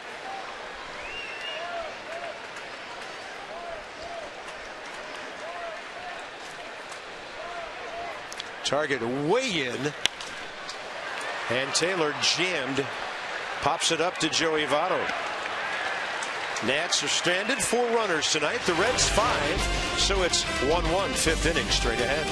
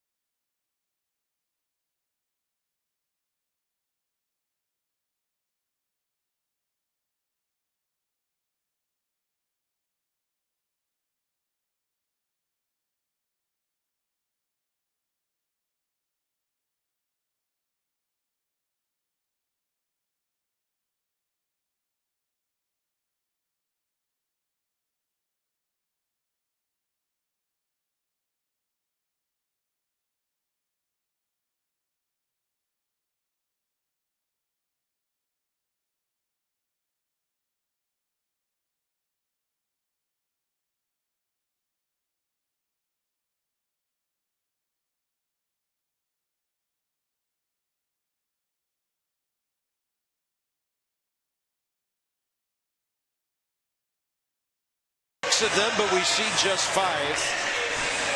Teddy, Bill, Tom, and who's this? That's Dollar Ice Cream Waffle Cone dude. Oh, okay. Or something. And guess who won? Paulie Walnuts. If that's not Paulie Walnuts, I don't know who is.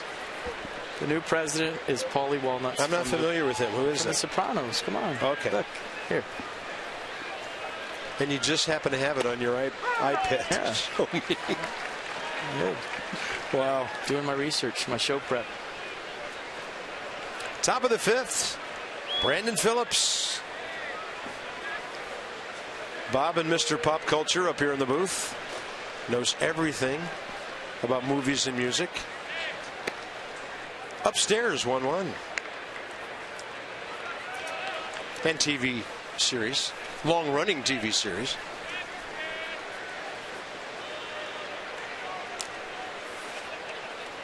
I mean, the reason I know that was my alias on the road for 3 years in the big leagues. Wow. Paulie Walnuts. Phillips, a big rip at a pitch up. 1 ball, 2 strikes. Brandon has singled to left and then had his little would-be single, a flare to right, run down by Danny Espinosa. Reds have had at least 1 hit in each inning so far. 2 in the second when they scored their only run. Breaking ball drilled to right center. Taylor there. Put him in left, put him in center. Price needs a day off, put him in right. He'll run him down, 1 out.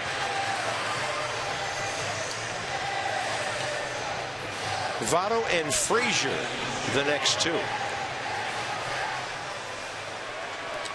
Lovely evening, but some really interesting cloud formations above and beyond us here tonight. 29-minute rain delay back in the first inning. Rank pole position here for the Nats on Joey Votto, with Espinosa about 30 feet out into right field.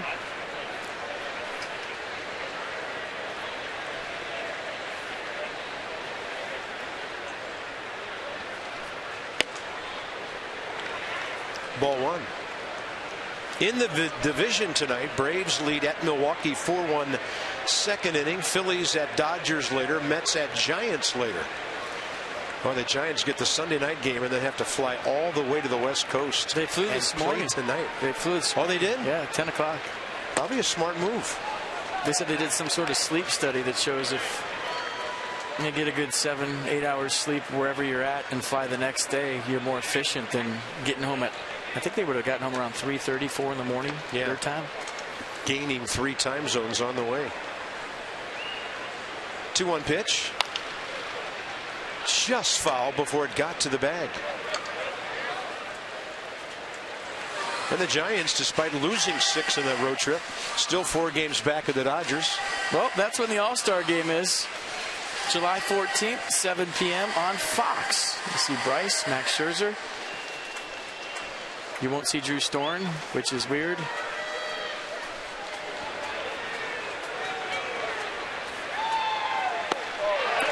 Wow, off speed, pulling the string at 70. Doug Fister, his second strikeout tonight. Yeah, big curveball right here from Fister, getting Joey Votto. But getting back to Drew Storen and talking about, he leads the majors with 12 saves in 1-run games. Yeah. The essence of a save, really. Yeah. Right? And Jeurys Familia's having a great year for the Mets. He's in that election pick a guy thing, but I think Drew should be in there too. I mean, if not named to the team, because he's been one of the best closers in baseball the first half of the season. I guess the one thing I could tell our fans is a lot of things happen between now and next Sunday, and certain players will end up on the team who maybe would have been disappointed early. That ball cranked up the middle by Frazier. First hit of the night, he's 1 for 3. That's his 92nd hit of the year. I mean, you're not sitting around wishing somebody's going to get hurt, but certain things do happen from an availability standpoint and all that, and we'll see how the team in its final form shakes out about 5 or 6 days from now. Here's Jay Bruce. Doubled over the head of Michael A. Taylor last time up. That was to lead off the 4th, and he never got beyond third base.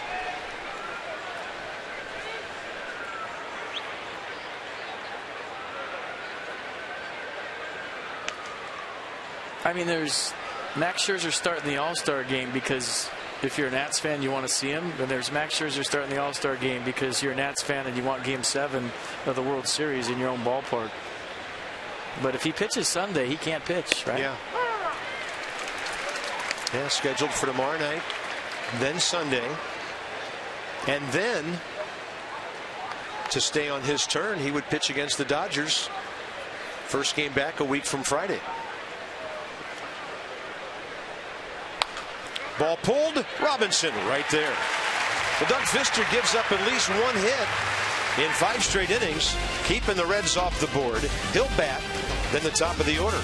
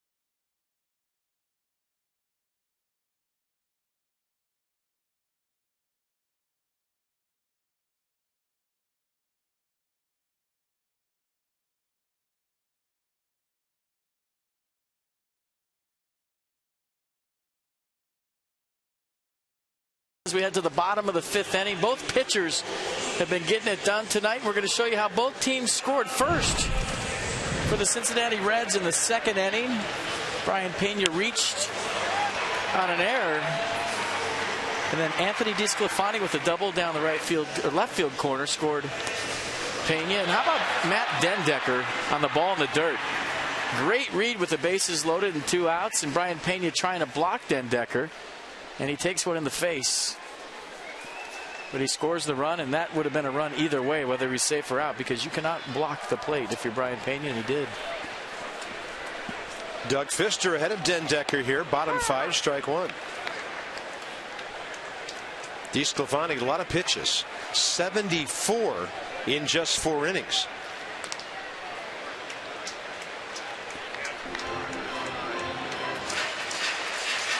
So he has thrown 40 pitches in the last 2 frames.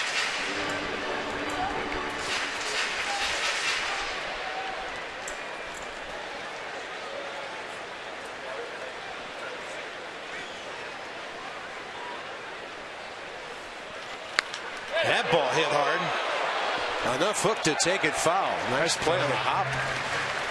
Give it to the kid in the blue mohawk. That's what I always say. Nice. Okay. All right. Then he goes 87 downstairs for the strikeout. Fister, the most recent hitter he had struck out. That's number 6 tonight. Top of the order now, Matt Dendecker and then Escobar. Anybody gets on, Bryce Harper bats in this inning. I'm talking about foot down early. Matt Dendecker's a good example, and not everybody can hit the same, so it's not like I'm saying, hey, everyone's got to get their foot down early. That's what makes baseball so great. Everybody has different approaches, but you'll see his stride. He doesn't really stride. He just kind of lifts up his heel and puts it back down. That keeps his head still. It allows him to see the baseball and make good decisions on ball and strike and curveball, fastball, change what the pitch is. Yeah, that base hit got his batting average in 16 at bats up to 250. Well, hope nothing's wrong with Escobar. Dan Uggla comes out on deck now.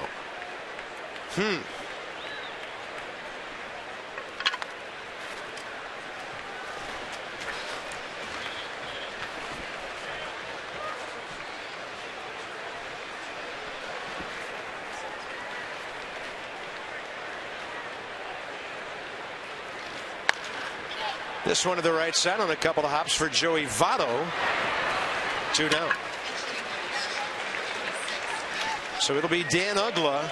Denard Span's already out of the game in the number 1 spot. Now Escobar is out in the 2 hole as Dan Uggla comes in for him. We know nothing about the injuries, and Nationals policy tells us we won't know anything till after this one's over.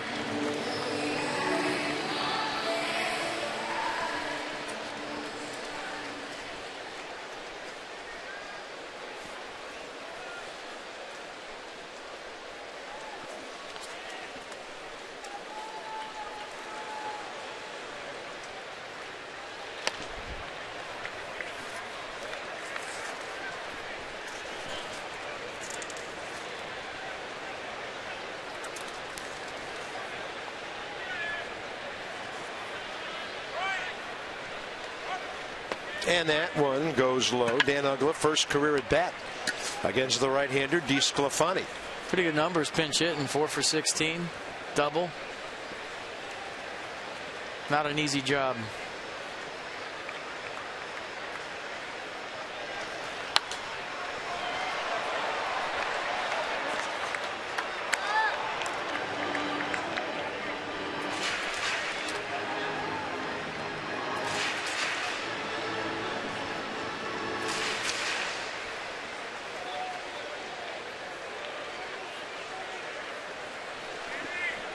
Two-one pitch. Upstairs. Pena held it there for a while. There's a big pitch coming up with Bryce Harper on deck. Well, DeSclafani kind of lost the feel for his slider. Pitch number 86 coming. Maybe he's getting tired, but he's been spinning it in there. Fastball up. So what pitcher in this league wants to walk anybody in front of Bryce Harper? DeSclafani just did it. Quick note on Bryce Harper from Dan. Bob, a lot of impressive offensive things done by Bryce Harper this season. Check this out. He has not been held hitless in back-to-back games since May 4th and 5th. He's played now 49 games since then, and he has not gone hitless in back-to-back games in that span. That's impressive.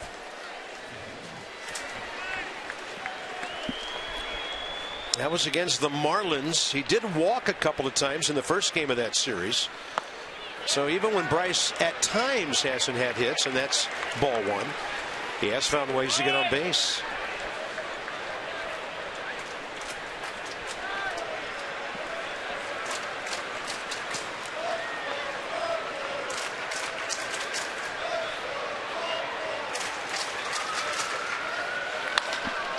Had him reaching, and that's to the right side for Brandon Phillips. Inning is over. Into the 6th we go. Pfister and DeSclafani matching up in a 1-1 game.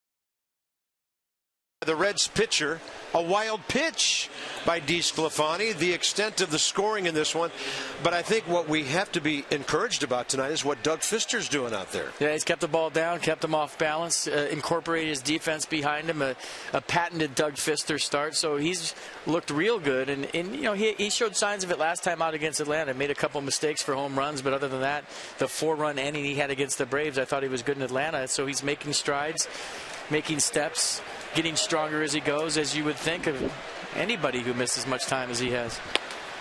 Strike one. Danny Espinosa over to third base with Dan Uggla checking in at second. The hitter is Marlon Byrd. That was Doug Pfister's 73rd pitch of the night. 52 strikes. This year he has gone 6 innings or more 7 times, and he went 7 innings once. That was back on June 25th, and a 7-0 win over the Braves. No runs on 4 hits, his longest outing of the year. Jammed, and that one's out of play right side off the bat of Marlon Byrd. Reds box at least a hit in every inning. 2 in the second after the error by Pfister. The Suarez infield hit when Robinson wandered off the bag. The DeSclafani double got them their only run.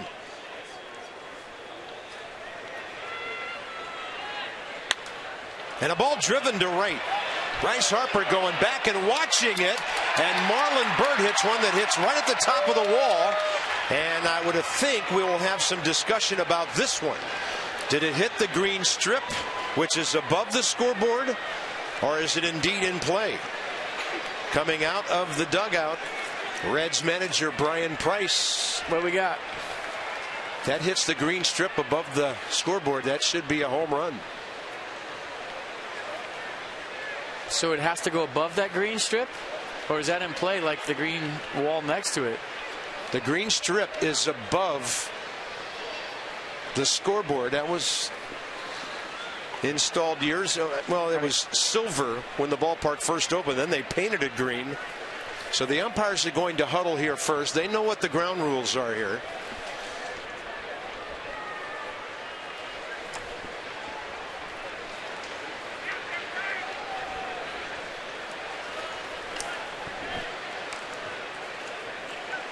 That's a home run. Any ball hitting on that green strip above the scoreboard is beyond the field of play and a homer. Matt Williams wants to challenge this. They didn't look at replay. They just talked about it. So Matt Williams still has a challenge if he wants to. And he's going out to talk to Vic Carapazza right now. I'm surprised that the umpires didn't go look at it themselves, which they can do on a home run or non-home run without a challenge. And now Matt Williams wants him to look. Wants him to take a look at it. Now he's using a challenge. So I'm still haven't put anything in my scorebook.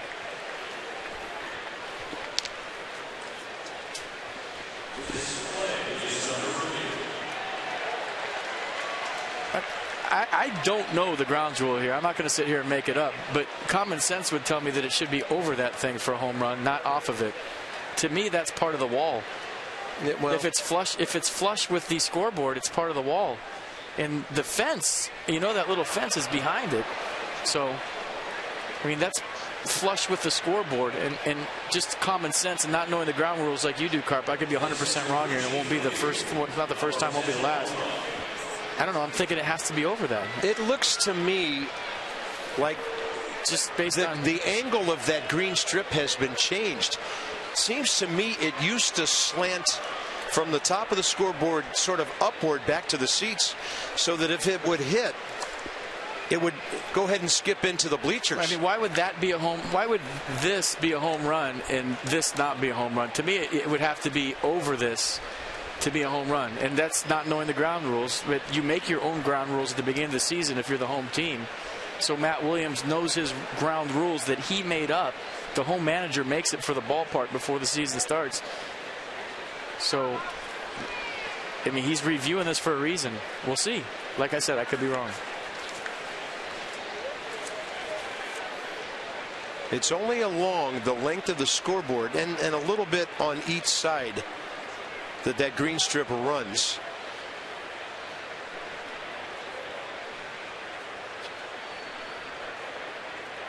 So right now, Marlon Byrd thinks he has his 15th homer of the year.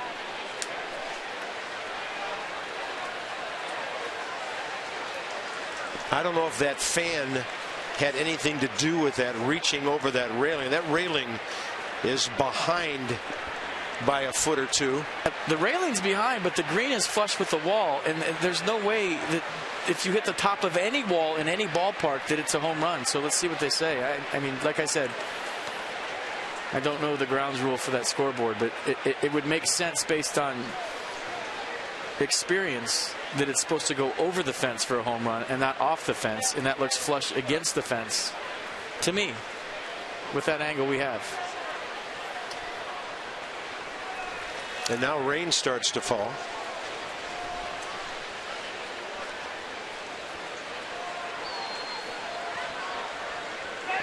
How about that? That makes sense. I got to talk to Frankie Gambino, our stadium ops guy, because it looks to me like that strip is not the same as it used to be. It used to slant upwards from the top of the scoreboard and the top of that pad. Those guys must be Red fans. They're not happy. No, he's telling Bryce to tell him where it hit. And like we said, it's usually got to go over the fence for a homer, and this one hits the top of it. Just on top. It definitely hit and then came right back. It didn't hit anything behind and then came bouncing back. So, rule to double. Look at the dent. Did you see the dent? Right there, look at it.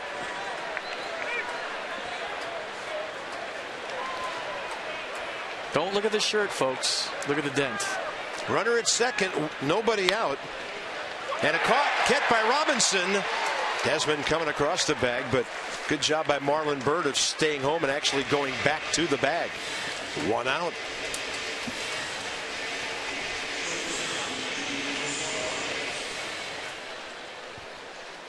so by, you hesitate to even say by inches. By an inch, this game is still tied. Here's Suarez, 1 for 2.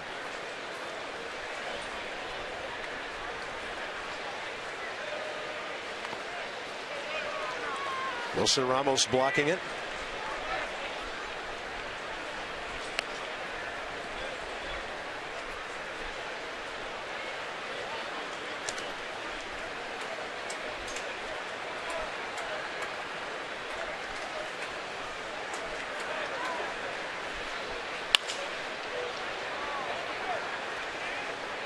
I'm surprised that the umpires who can review a home run, non-home run, didn't look at the video first. And Matt Williams doing an excellent job of using his challenge right there after he was probably told by somebody in the clubhouse, or he saw it himself, that that ball didn't go over the fence. Good challenge. Good use of the challenge by the Nats skipper. It's a big play.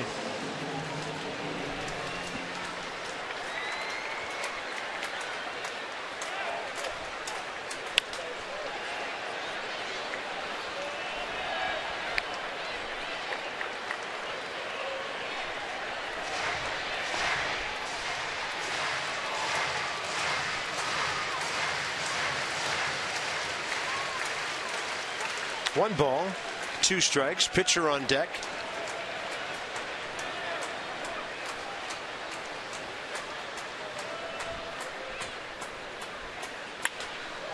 And that is unreachable for Danny Espinosa. Coming around third is Bird. Throw in, cut off. Cincinnati takes a 2-1 lead. That's 3 hard hit balls in the inning off Doug Fister. Marlon Bird's double, the line drive to second, and now that bullet down the line by Suarez. And Doug Fister, after 82 pitches, might be hitting the wall.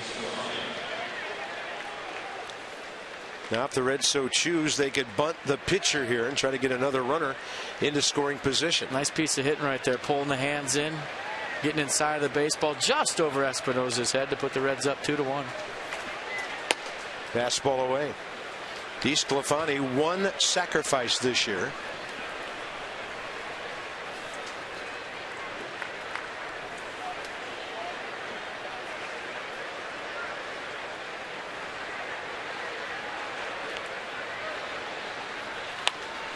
Lays down a good one on the grass. Robinson to Ugla.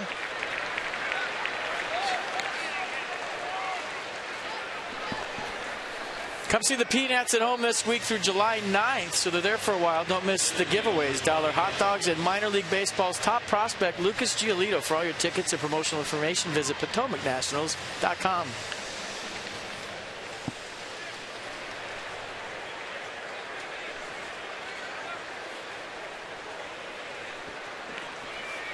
Billy Hamilton, ground ball to Robinson, and a hard line drive to Danny Espinosa, who was playing second base back in the 4th inning.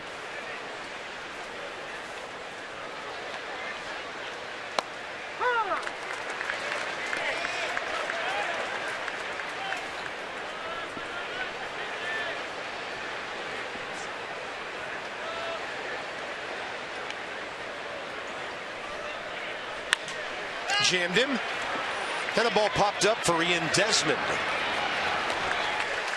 The Reds will get 1 in the 6th. They make the leadoff double pay off this time. 4, 5, and 6 coming up for the Nats.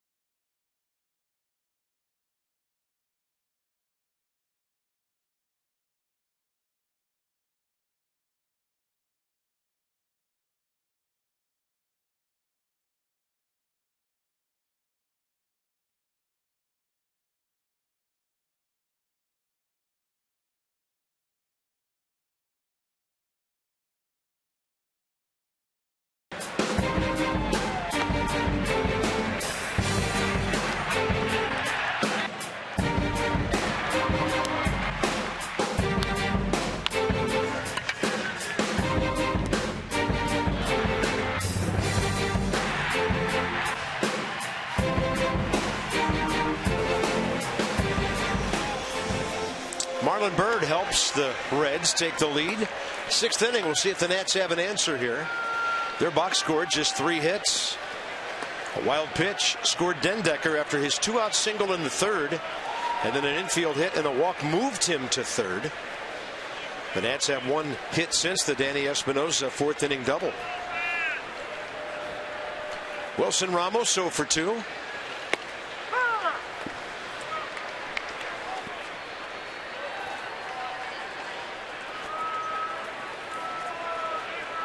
So that was technically a crew chief review there.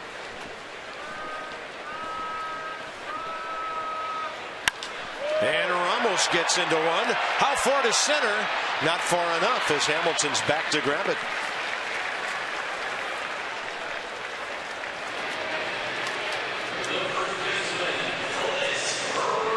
Yeah, home run, not home run. You just go out and ask them to look at it. And I'm surprised they didn't look at it first.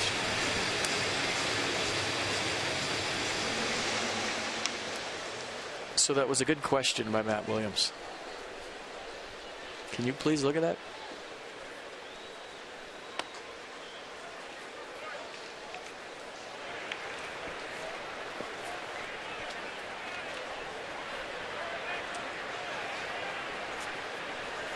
Clint Robinson on a pitch tailing down and away at 84.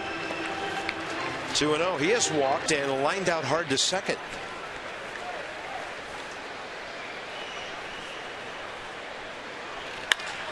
Now he rips one up the middle. Suarez to his left. Tough luck night. Tough 0 for 2.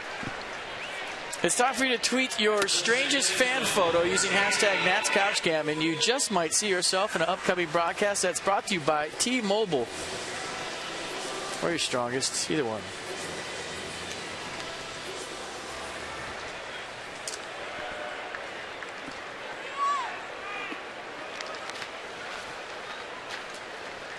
Danny Espinosa 1 for 2.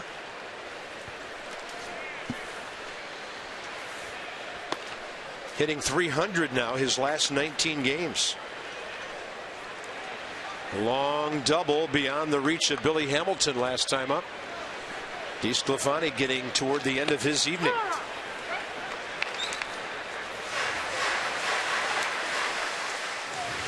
Boy, he threw 122 pitches the last time out on June 30th against the Twins. That's a long 6 2/3. He's at 5 2/3 here. The idea with replay is to get it right, and I get that, and I love that part of it. The part that I don't love, as you look at Ryan Matthews, former Nat, getting loose, is it's sterilized the game. It's taken the emotion out of the game. This one to right by Espinosa. See you later. Halfway up the lower deck over the scoreboard. And there's an answer for you. The Nats are back even. Danny's 9th. And I'm pretty sure that was over that green strip in right center.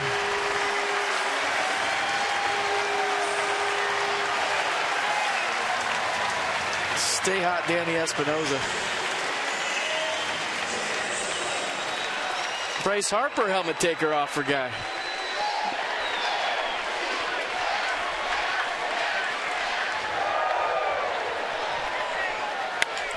Desmond with a hard one to right field. That was a slider sitting up, and Ian Desmond knew what to do with it the other way. And suddenly the atmosphere of this ballpark has changed. So let's check out Danny Espinosa's 9th home run again, and look at the slider just kind of spinning in there, a little cement mixer, a little break late. Espinosa goes down and digs it out, and there's the swing again we're talking about. Bat through the zone, head still, 2 eyes toward the pitcher, and tying this ball game at 2, and that was about 10 rows back in right center field, and no doubter to tie this game up off the bat of Danny Espinosa. Danny Espinosa with his 64th career home run.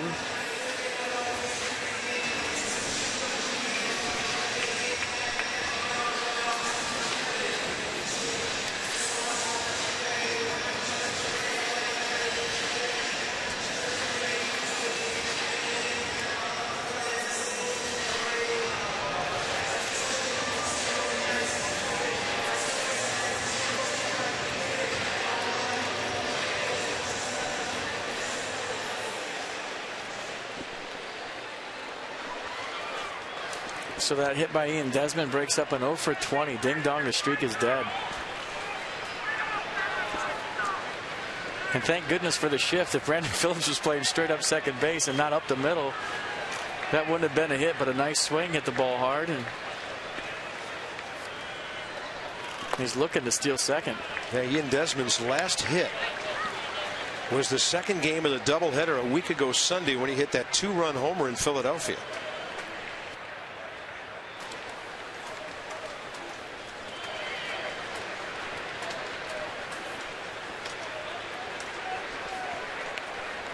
So DeSclafani lives to fight at least another hitter. Michael A. Taylor has taken a third strike and fouled out. Runner on the move. Good jump. Desmond in there with his third of the year. And normally if you're hitting seventh and there's 2 outs, you really don't think about stealing second base because then you just walk 8 to get to the pitcher. But it looks like Doug Fister's night is done with Tyler Moore on deck. So that allows Ian Desmond, who looked like he was on the grass, to get some traction right there. Watch where he runs. He gets on the grass because of the wet track and maybe gets better traction for the stolen base. 112th of his big league career, and Taylor takes that one inside. So Tyler Moore on deck. The Nats' only other potential left-handed hitter would be switch hitter Emmanuel Burris, who hasn't appeared since his recall. 3-0 pitch here. Taylor takes it.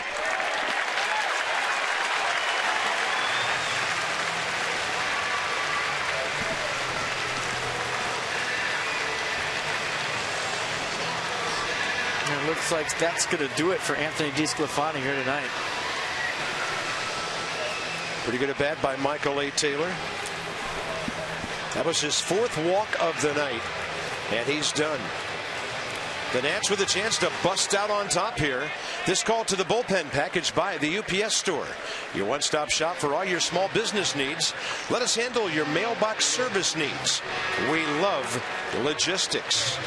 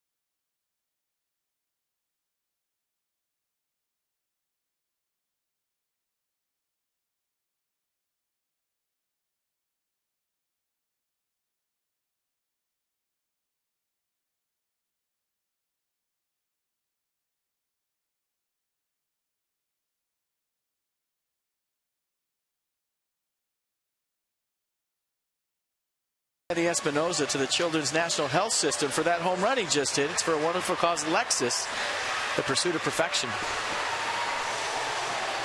Our old friend is on the mound, Ryan Matthews. Yeah, DeSclafani done for the night after 102 pitches. Then we know what makes him effective with that fastball. Yeah, 2-seam fastball for Ryan Matthews. Slider and split is the changeup for the out pitch. And he's done a nice job for the Reds so far. Had a little hiccup against the Brewers this weekend. Saw his ERA go up a little bit, but the fastball's been averaging 92, the slider 84, and the split 84. And Tyler Moore, who had 3 hits and 4 RBI on the 4th of July, is the pinch hitter. Felipe Rivero, Blake Trinan, lefty righty. Double barrel action for the Nats here. So Tyler Moore for Doug Fister here. And he goes up swinging and flies one to right. Jay Bruce. The Nats get the equalizer. Failed to take the lead, but Danny Espinosa, a double, and now a home run tonight. His 9th of the year gives him RBI number 25, and now he's hitting well over 300 his last 19 games.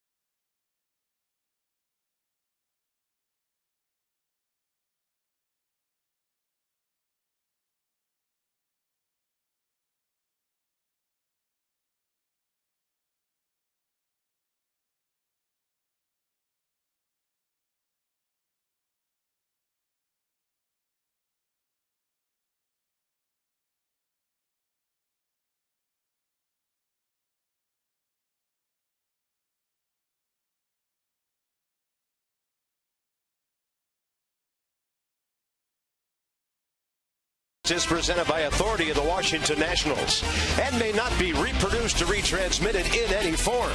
And the accounts and descriptions of this game may not be disseminated without the expressed written consent of the Washington Nationals.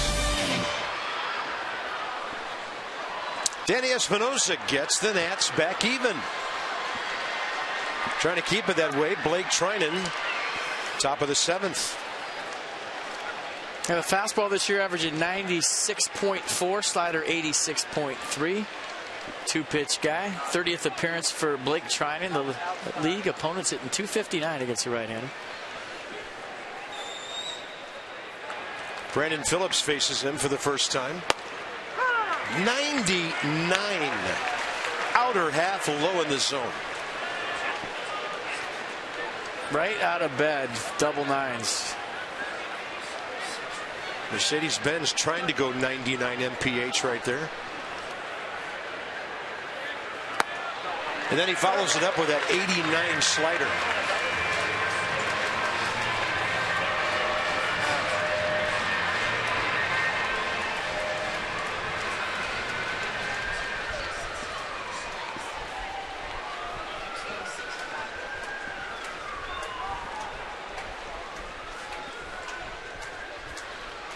Nasty.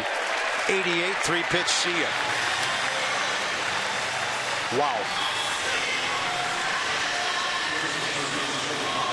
Good night, good night, and good night. 99 to 2 sliders. There was no good morning or afternoon involved when Brandon Phillips sees 99 for the first pitch and has to wear 2 sliders nasty down the way. The second 2 pitches. He's got to be shaking his head somewhere in the Reds dugout. That was nasty. I mean, Blake Trinan hasn't pitched since last Sunday. 2 scoreless innings against the Phillies. And looks a little revved up for this one. Next up is Joey Votto, who also faces him for the first time. Bang. Joey Votto didn't like that call. He's talking to Vic Carapazza right now with his head down. Still talking to him.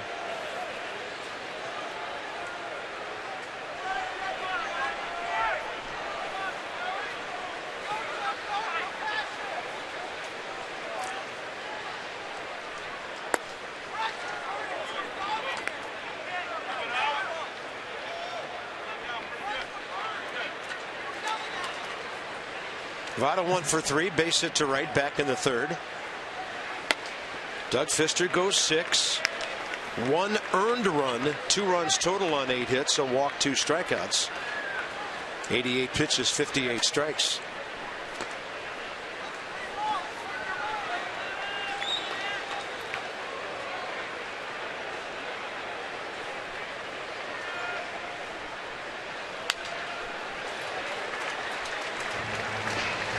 I talked to Reds people. Votto's done a nice job of handling the fastballs away. He struggled this year with the fastball in. And if you remember, when he's locked in, that's a pitch that he takes out to left field. Yeah. So quick with the hands, he's able to get to the fastball in the inner half and inside out it out of the ballpark to left, or at least his own ballpark.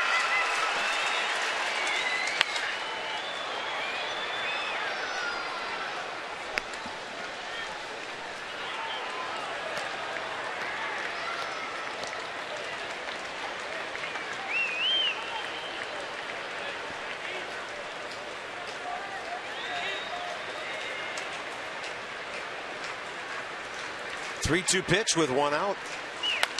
Votto turns on one into right field, and that's his 28th multi-hit game of the year, tying him with Bryce Harper for the 2nd most in the league. Todd Frazier next. That's a pretty swing right here from Joey Votto. Got the fastball right down the middle and caught it out front. Maybe a hair to the inner half. Todd Frazier has faced Trinan once, and he hit a home run against him.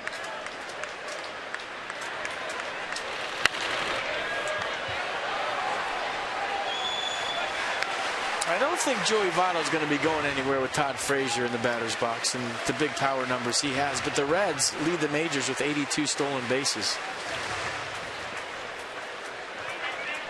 They stole 29 in their first 30 tries, and they were 17 for their first 17.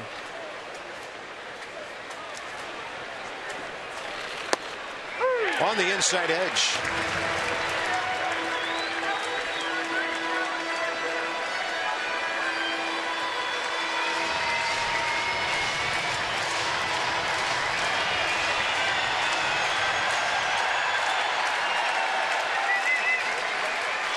Clean-shaven Blake Trinan tonight. Todd Frazier, 8 double play balls this year, 1 tonight. Swing and a miss on the slider. He's got some kind of stuff going in this one. 2 down. You can go back and talk to Brandon Phillips and say, I know exactly what you were talking about. This guy's slider's nasty. Frazier tried to extend his swing, hit that ball to right, but watch the rotation, the spin. And that one more of a hard curveball as it goes straight down, doesn't really sweep across, but a good pitch. Jay Bruce 0 for 1 against Trinan. He has a double in 3 trips tonight. That one gets away easily to second, Joey Votto.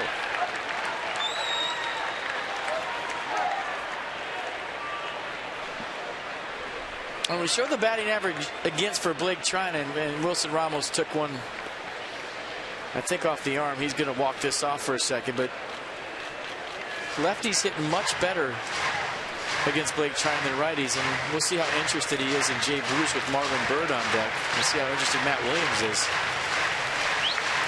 He's whistling to Wilson Ramos. Says, did they want to walk Bruce? I saw the whistle right there, and they are. They're going to walk Bruce.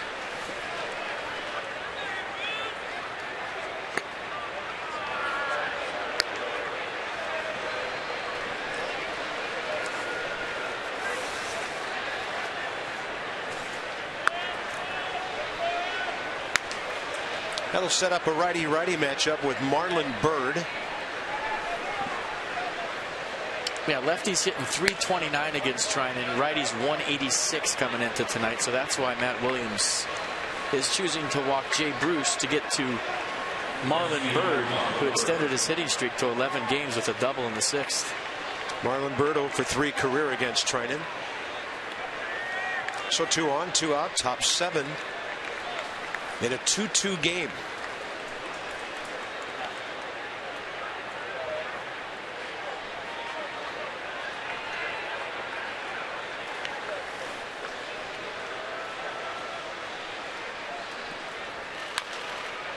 tough to keep that two-seamer fair. You get strike one if you're Blake Trinan. You've seen it to two right-handers so far.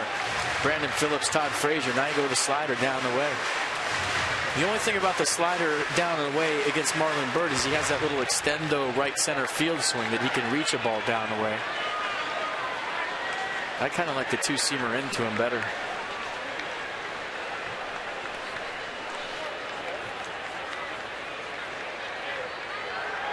Oh, 1 count.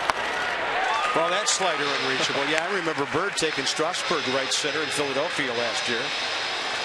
And he just hit one off the top of the fence last time up. That's where his power is, but that slider from Trinan tonight is filthy.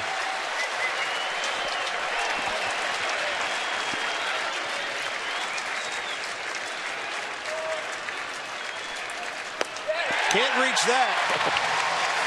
Blake Trinan with 3 strikeouts, a base hit, and an intentional walk in between them, and the Reds have stranded 9. So Brandon Phillips first time, 3 pitches, that was nasty. Todd Frazier, the breaking ball untouchable. Marlon Byrd, that one unreachable. It's the Hyundai 7th inning stretch at Nationals Park. Test drive the award-winning Elantra today at your local Hyundai dealer. Mr. Lincoln, lots of company tonight. 2-2 game.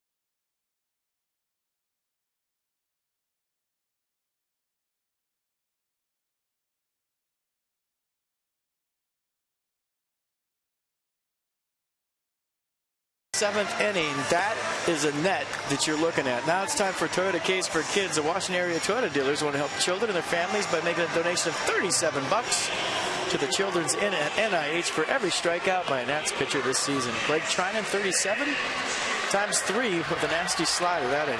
Wow. Left-hander Manny Parra. Fastball slider split. Fastball averaging 92 miles an hour. 22nd appearance. Low ERA at 1.76. 13 strikeouts to 5 walks, so you're going to get some strikes. And opponents hitting 170 against the Reds left-hander. Top of the order, Matt Dendecker trying to leave a bunt down the third baseline. Couldn't get to it in his first career at bat against Manny Parra.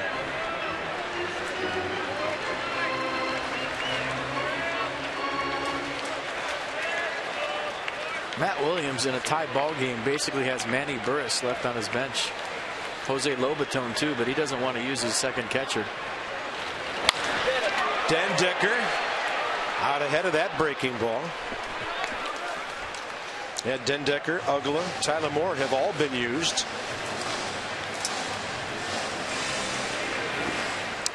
Manny Burris itching to get in some action here.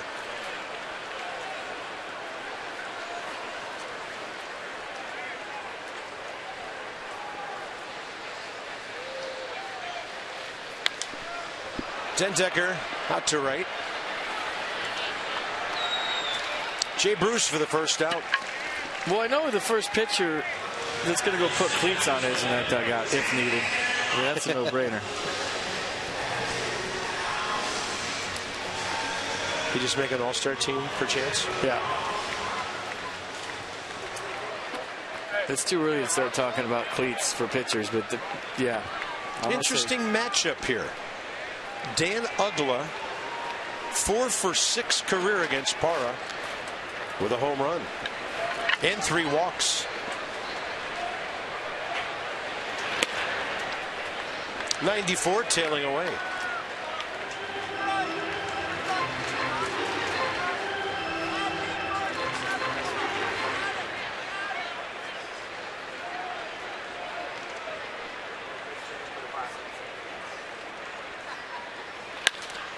Gets under that one to right. It's coming down, and now it's Bryce Harper's turn in a very tough lefty-lefty matchup.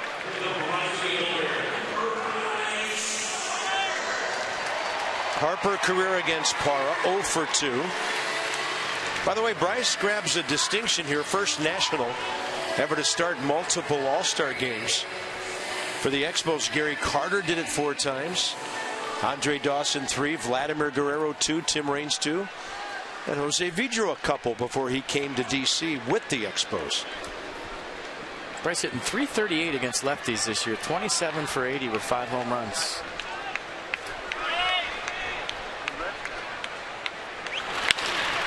To the left side, backhand, Todd Frazier. Wow.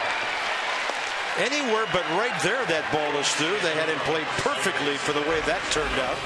And this one into the 8th inning still 2-2. So Bryce Harper, a rare 0 for 3 with a base on balls tonight.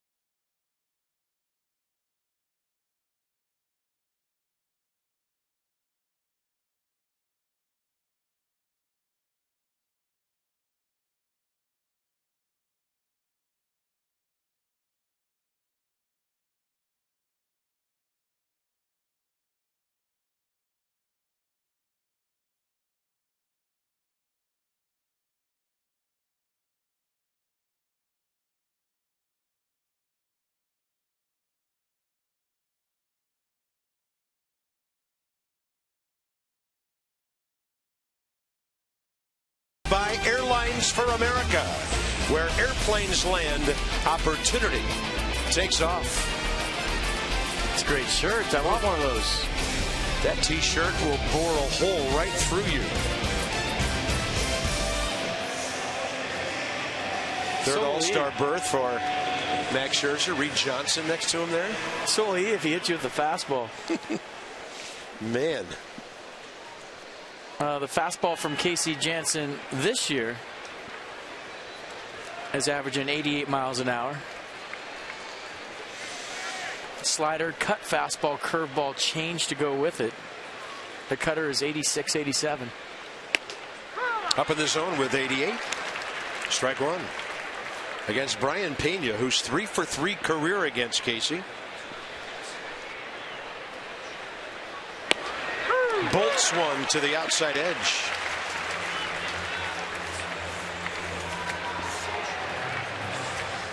Casey's a human cup of coffee out there. Just watching his mannerisms. That's a busted bat. Here comes Uggla. Scoops and fires one out. What kind of damage is it? Let's go. What do you got? What's that? What kind of jammage? Oh, that was serious. Serious? Look at it. Human cup of coffee.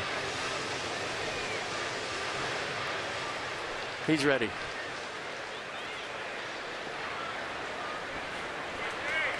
Serious Java jammage. Here's Suarez in the out-of-nowhere matchup of the night. Suarez has faced Casey over in the American League and has a career homer against him, 1 for 2.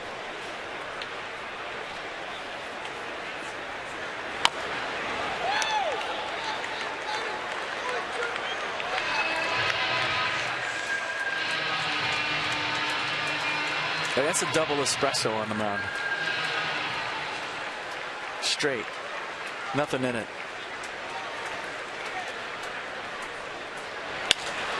Off speed, left field corner, Dendecker, and Suarez has homered twice against Casey Janssen.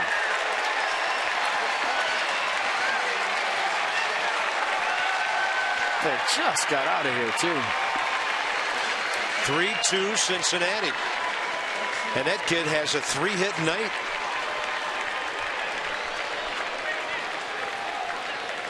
Yeah, came in hitting 304, and he's going to leave hitting more than that. And you see the curveball, almost like he knew it was coming, not out in front, not fooled, just inside the foul pole and just out of here in the first row. 3-2. Wow. And a ball out to right. Bryce Harper in for the one-hander, 2 outs. That was Ivan De Jesus Jr. pinch hitting there. His dad was an infielder in the big leagues for a number of years. That curveball, probably wanted to bounce it.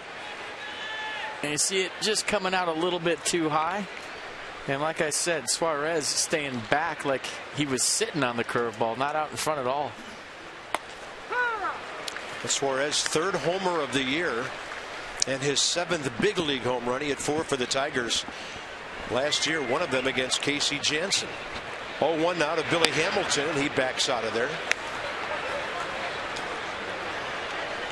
They would like Billy Hamilton to bunt at least once a game.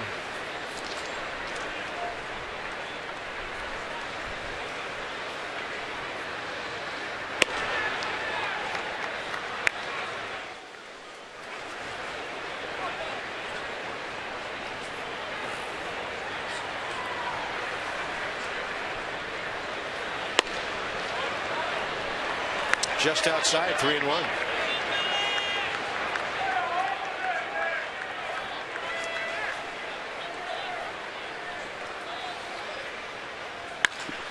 To the left side, Ian Desmond behind it. Good stretch by Clinton Robinson. Hamilton getting down that line in a hurry. Suarez puts him up 3-2.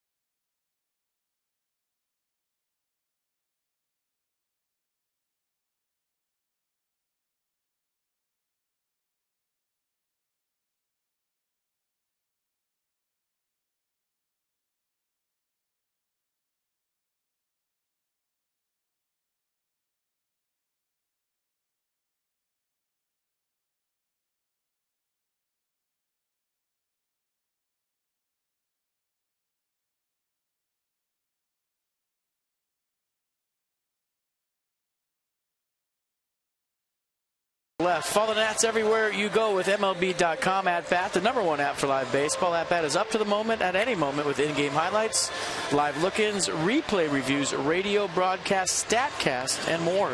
Get MLB.com At Bat for your smartphone or tablet. Right-hander J.J. Hoover for the bottom of the 8th. And fastball 93, slider 84, curveball. Probably his best out pitch at 75. He'll throw an occasional change at 87. 38th appearance for Hoover. Some command issues, but the league is hitting 165 against J.J. Hoover.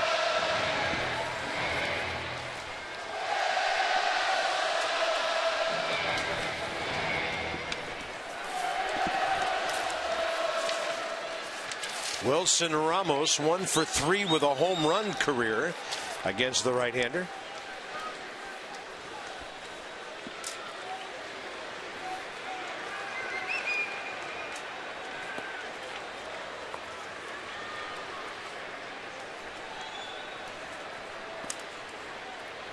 Fastball right to the outer edge.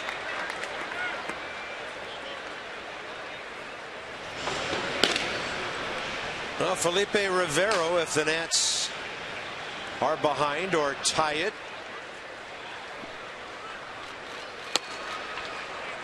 Or Drew Stewart if the game is tied, or if the Nats go ahead. We'll see what happens.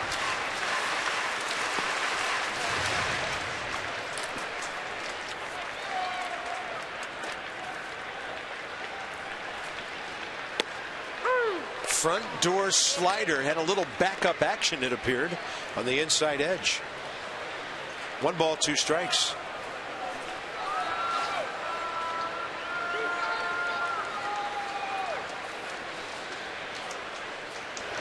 Brian Price saying the problem for the Reds recently is getting the ball to their closer. And they've scuffled of late doing just that. And there's their closer. I think everybody knows who that is. And he has only 16 saves this year. A lot of trade talks about Chapman. Johnny Cueto. A lot of Reds have been rumored.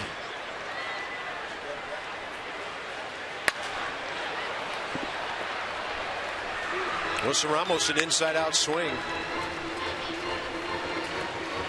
Well, each ball club's thinking, hey, we win this one tonight. Reds are thinking, we got Johnny Cueto going tomorrow. The Nats are thinking, we win this one tonight. Got Max Scherzer. So a big first game of this series based on tomorrow night's pitching matchup.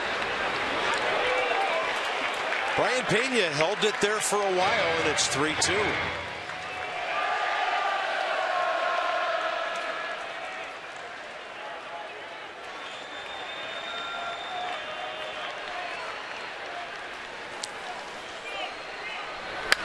On a pitch up. Pretty good AB working here. He's got him timed up. He's on the fastball. He's covered the curveball with 2 strikes.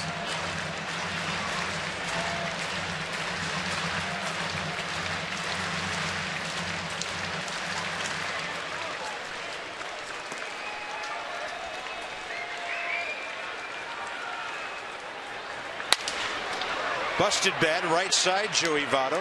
He'll do it himself. Get in on all the baseball action with Masson. Text the word Nationals to 29292 for team alerts and chances to win exclusive prizes all season long, including meet and greets with your favorite Nats players. Again, that's Nationals to 29292 for Nats alerts you just can't miss. There's Clint Robinson, who's had a tough luck night. He's hit the ball hard twice, walked his first time. He gets jammed that time, and that's to Suarez, the shortstop. 2 outs. It's time for some Yellowwood bringing the lumber, and we're going to show you Danny Espinosa. He's had a nice night, a double and a home run. So we go to the 4th inning, his double. DeSclafani slider, and then the home run in the 6th inning. About 10 rows back in right center field. Tied this one at 2. So Espinosa having a big night and counting.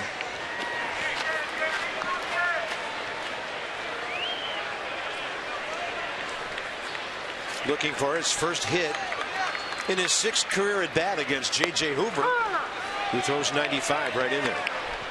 So high octane for the rest of this night.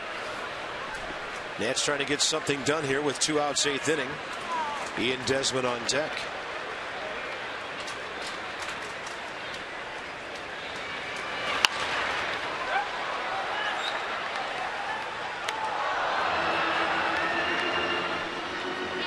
Hey, hit a home run to right field your last time up, you're going to get some fastballs on the outer half next time up, and that's exactly what J.J. Hoover's doing to Danny Espinosa. Fastballs away. Look where Pena's setting up.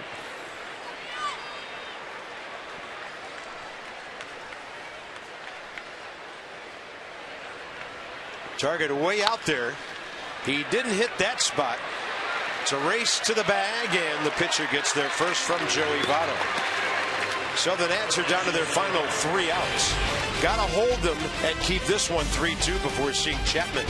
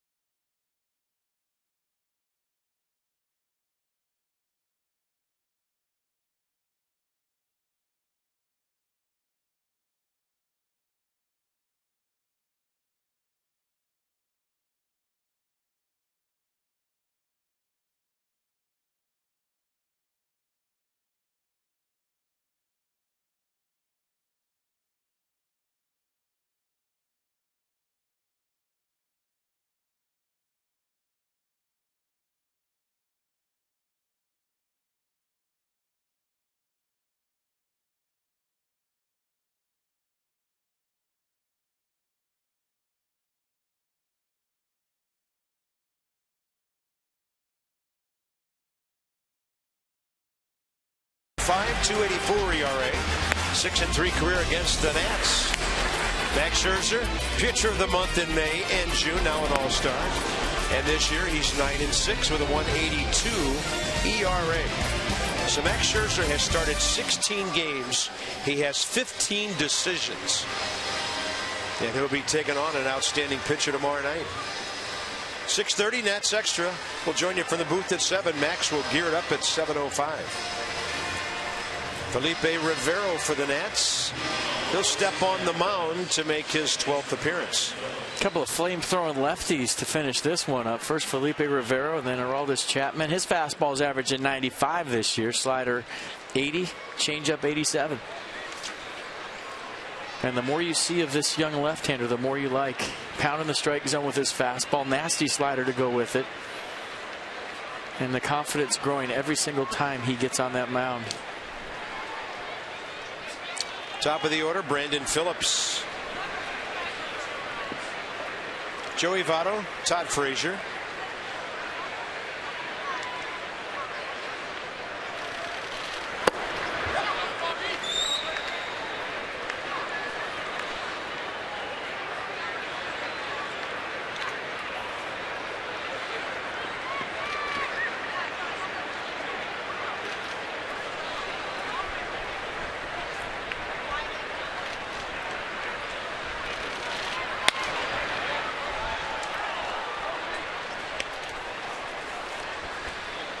So with nearly a half-hour rain delay, a couple of hours ago, we arrive at the 10 o'clock hour here, top of the 9th.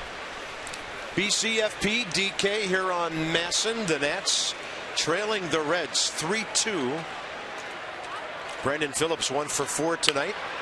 And a breaking ball way in on his hands, fouled into his own dugout.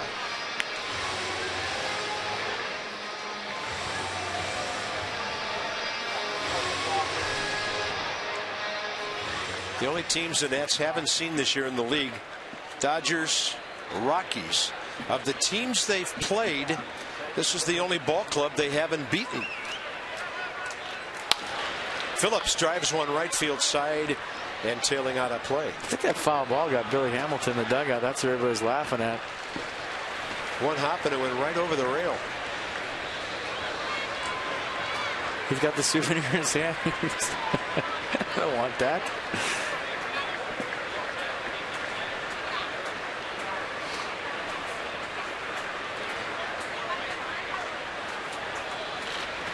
We talked about the Reds leading the big leagues in stolen bases with 82. He's got 41 of them. He's got half. You take Billy Hamilton out of the equation, they're not very good at stealing bases. Right. That guy, I mean, you could slide step him, you could pitch out, you can throw over 10 times in a row, you can slide step on second base, and he's still going to steal it.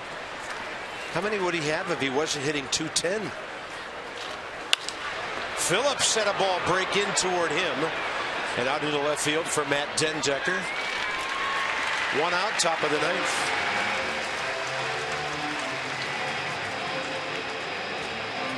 He's a much better right-handed hitter than he is a left-handed hitter. And there's been some talk about maybe just trying that right side. I mean, if you're that fast, what's the difference of being in the right-handed box or the left-handed? It doesn't really matter.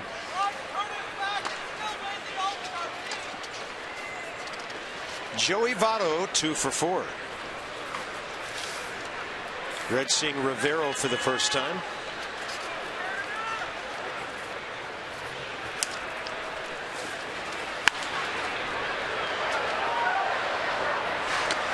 Just can't be a comfortable at bat. I always say that every time a lefty gets in there. And you think about Bryce Harper's at bat off Madison Bumgarner the other day, the home run he hit. And for lefties, they don't even play against Bumgarner, let alone stay in there and hit a home run. Yeah. Up in the zone.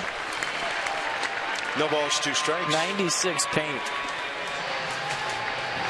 And look at this ball get on Joey Votto, and look where it is. Boom. Drill in the spot. Perfect.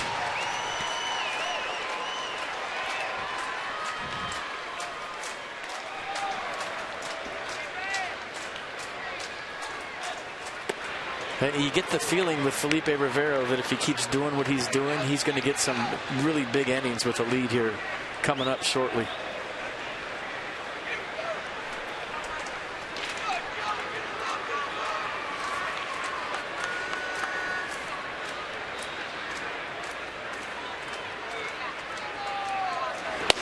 Wow.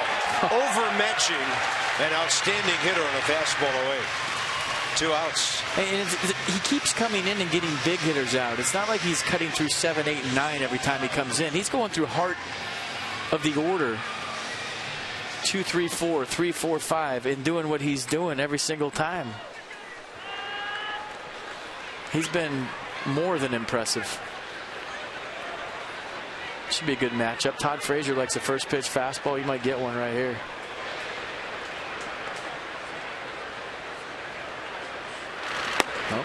Dan went with the breaking ball. It stayed outside. Frazier 1 for 4 with a base hit up the middle back to the 5th inning.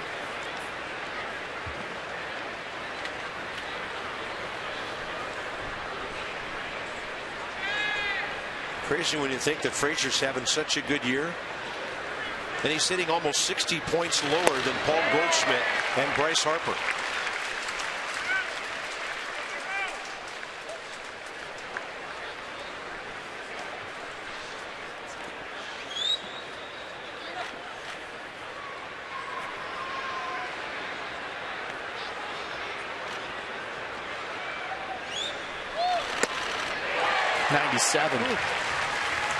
I mean, he's stepping right into his own dugout, throwing across his body, kind of slinging it. Righties aren't even picking him up. That's off of 2 nasty sliders.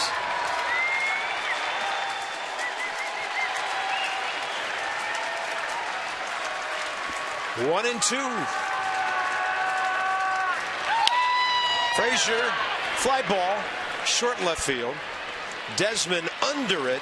Ian will lead off the bottom of the 9th against Aroldis Chapman as the Nats still try to beat the Reds for the first time this year.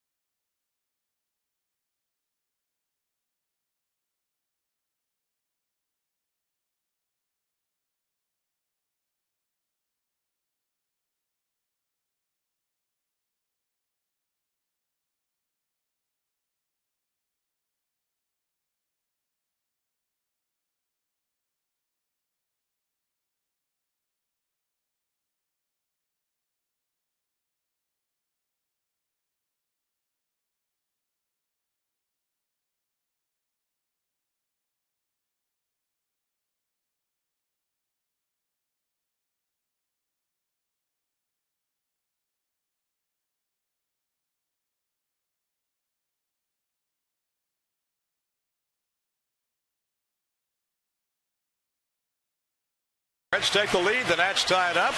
Reds take the lead again. The Nats come back and tie it up. Johnny Holiday and Ray Knight. We will hopefully be talking about a Nats come from behind win again tonight as we head to the bottom of the ninth. Yeah, you know, I keep worried about our players dropping like flies. Span came out of there. Escobar comes out of there. We've only gotten 5 hits in the night. But yeah, they haven't done much better.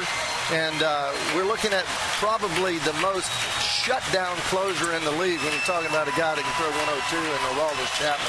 Danny Espinosa, home run tonight. That's his 9th. He's driven in 25. We go to the bottom of the 9th inning with the Nationals with a 9-game home winning streak on the line. Let's see if Bob and FP and the ball club can pull it out here in the bottom of the 9th. Guys? Here's the difference. A curveball from Casey Jansen to Eugenio Suarez. His 3rd home run of the year, made it 3-2 game. Just getting out of here. And now the Nats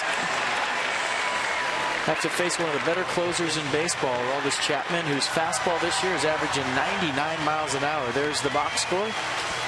2 runs on 5 hits, 2 errors for the Nats, 3 runs, 10 hits, no errors for the Reds. Doug Fister was good tonight, so was Anthony DeSclafani. Danny Espinosa having a big night. Having, I say, because there's still 3 outs left for the Nationals. So a rough night with Denard Span leaving early, Escobar leaving in the middle of the game. And Ian Desmond career is 0 for 3 with 2 walks against Aroldis Chapman. His fastball last year averaged 100.3 miles an hour. This year he's lost a lot off of it. It's 99.6. So stay back, Ian Desmond. Got to be arm fatigue.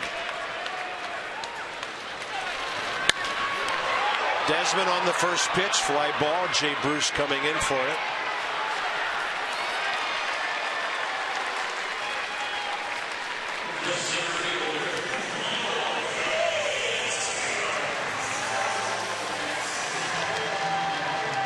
I mean, the times you've seen Chapman blow saves, it's when he has no command at all. And he walks guys and he can't throw a strike. But he's also a guy you don't want to get to 2 strikes with, because he knows how to put you away.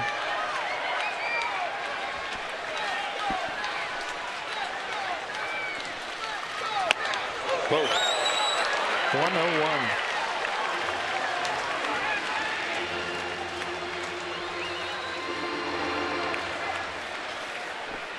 I mean, everybody says when you face a guy like this, let him supply the power swing easy. When he's throwing 100 and he's that close to you because he's that tall and lanky and it's coming downhill, you almost have to predetermine, I'm swinging at this pitch and I hope he throws a strike, because there's no decision-making process. There's no time for it. That's outside. 2-1.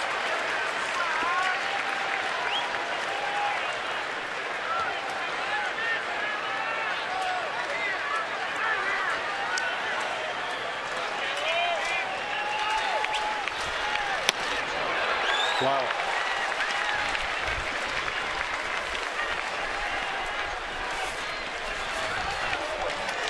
I mean, he's throwing 1 more mile an hour harder than Blake Trinan, and we're going nuts. Blake Trinan was sitting at 99 tonight. Although this is left-handed. And that's outside. Base runners any way you can get them. Emmanuel Burris is on deck for the Nats in the number 9 spot. Huge pitch coming. The crowd's into it.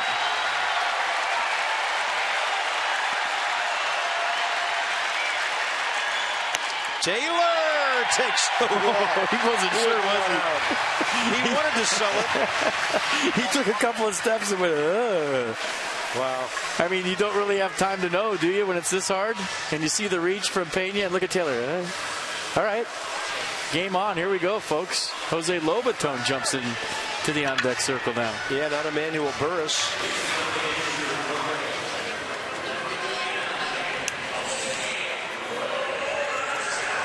Jose Lobaton this year 1 for 3 right-handed.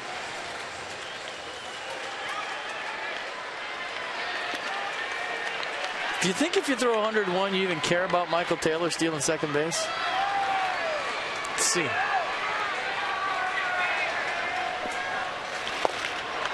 Well, he can go now as that ball gets away after Lobetone took a rather tardy half swing. See how they call that one. Pass ball. Slider. And look how much that moved. And Jose Lobetone was betting on 101 and got the slider. And now the Reds outfield has to cheat in. They were playing no doubles, deeper than deep. Now they're at a point to where they can think they can throw Michael Taylor out.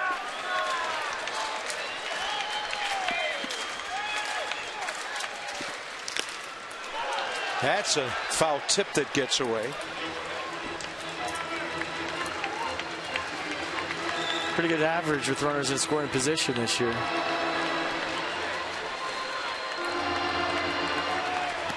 And I'm looking at the Reds infield, and they're playing Jose Lobetone to pull. Why in the world would you ever play any right-hander to pull off a 101-mile-an-hour fastball? Look at that. 0-2 pitch. There's no way. There's your point right there. He's pulling 103. Brandon Phillips is up the middle, standing right over second base. He's trying to keep Michael Taylor close. I understand that, but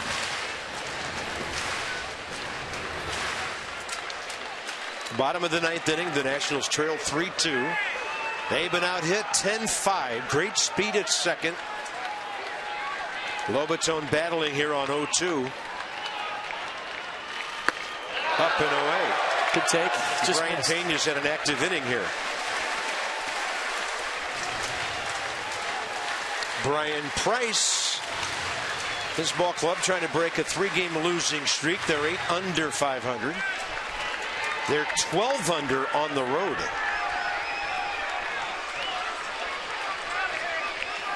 Target in. Lobetone can't reach that pitch, up and away. 2 outs. Now a tough matchup coming up for Matt Dendecker.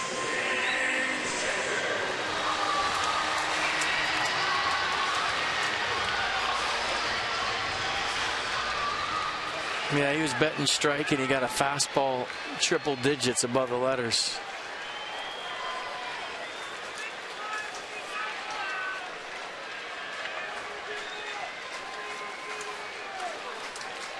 Dendecker facing Chapman for the first time.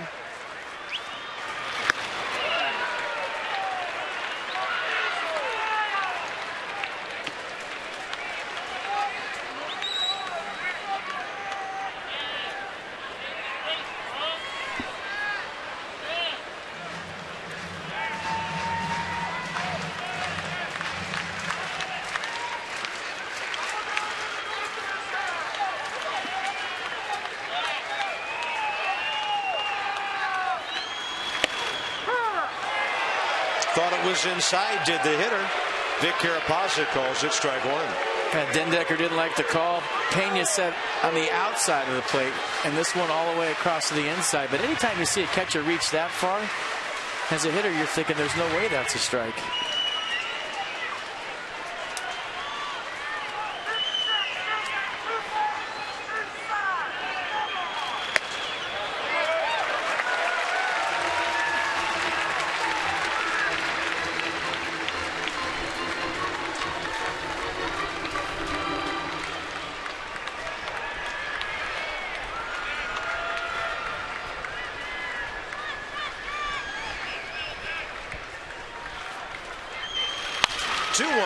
Slept out to short. Suarez has it. He's the star of the game for Cincinnati tonight, and they've beaten the Nats 4 times in a row this year.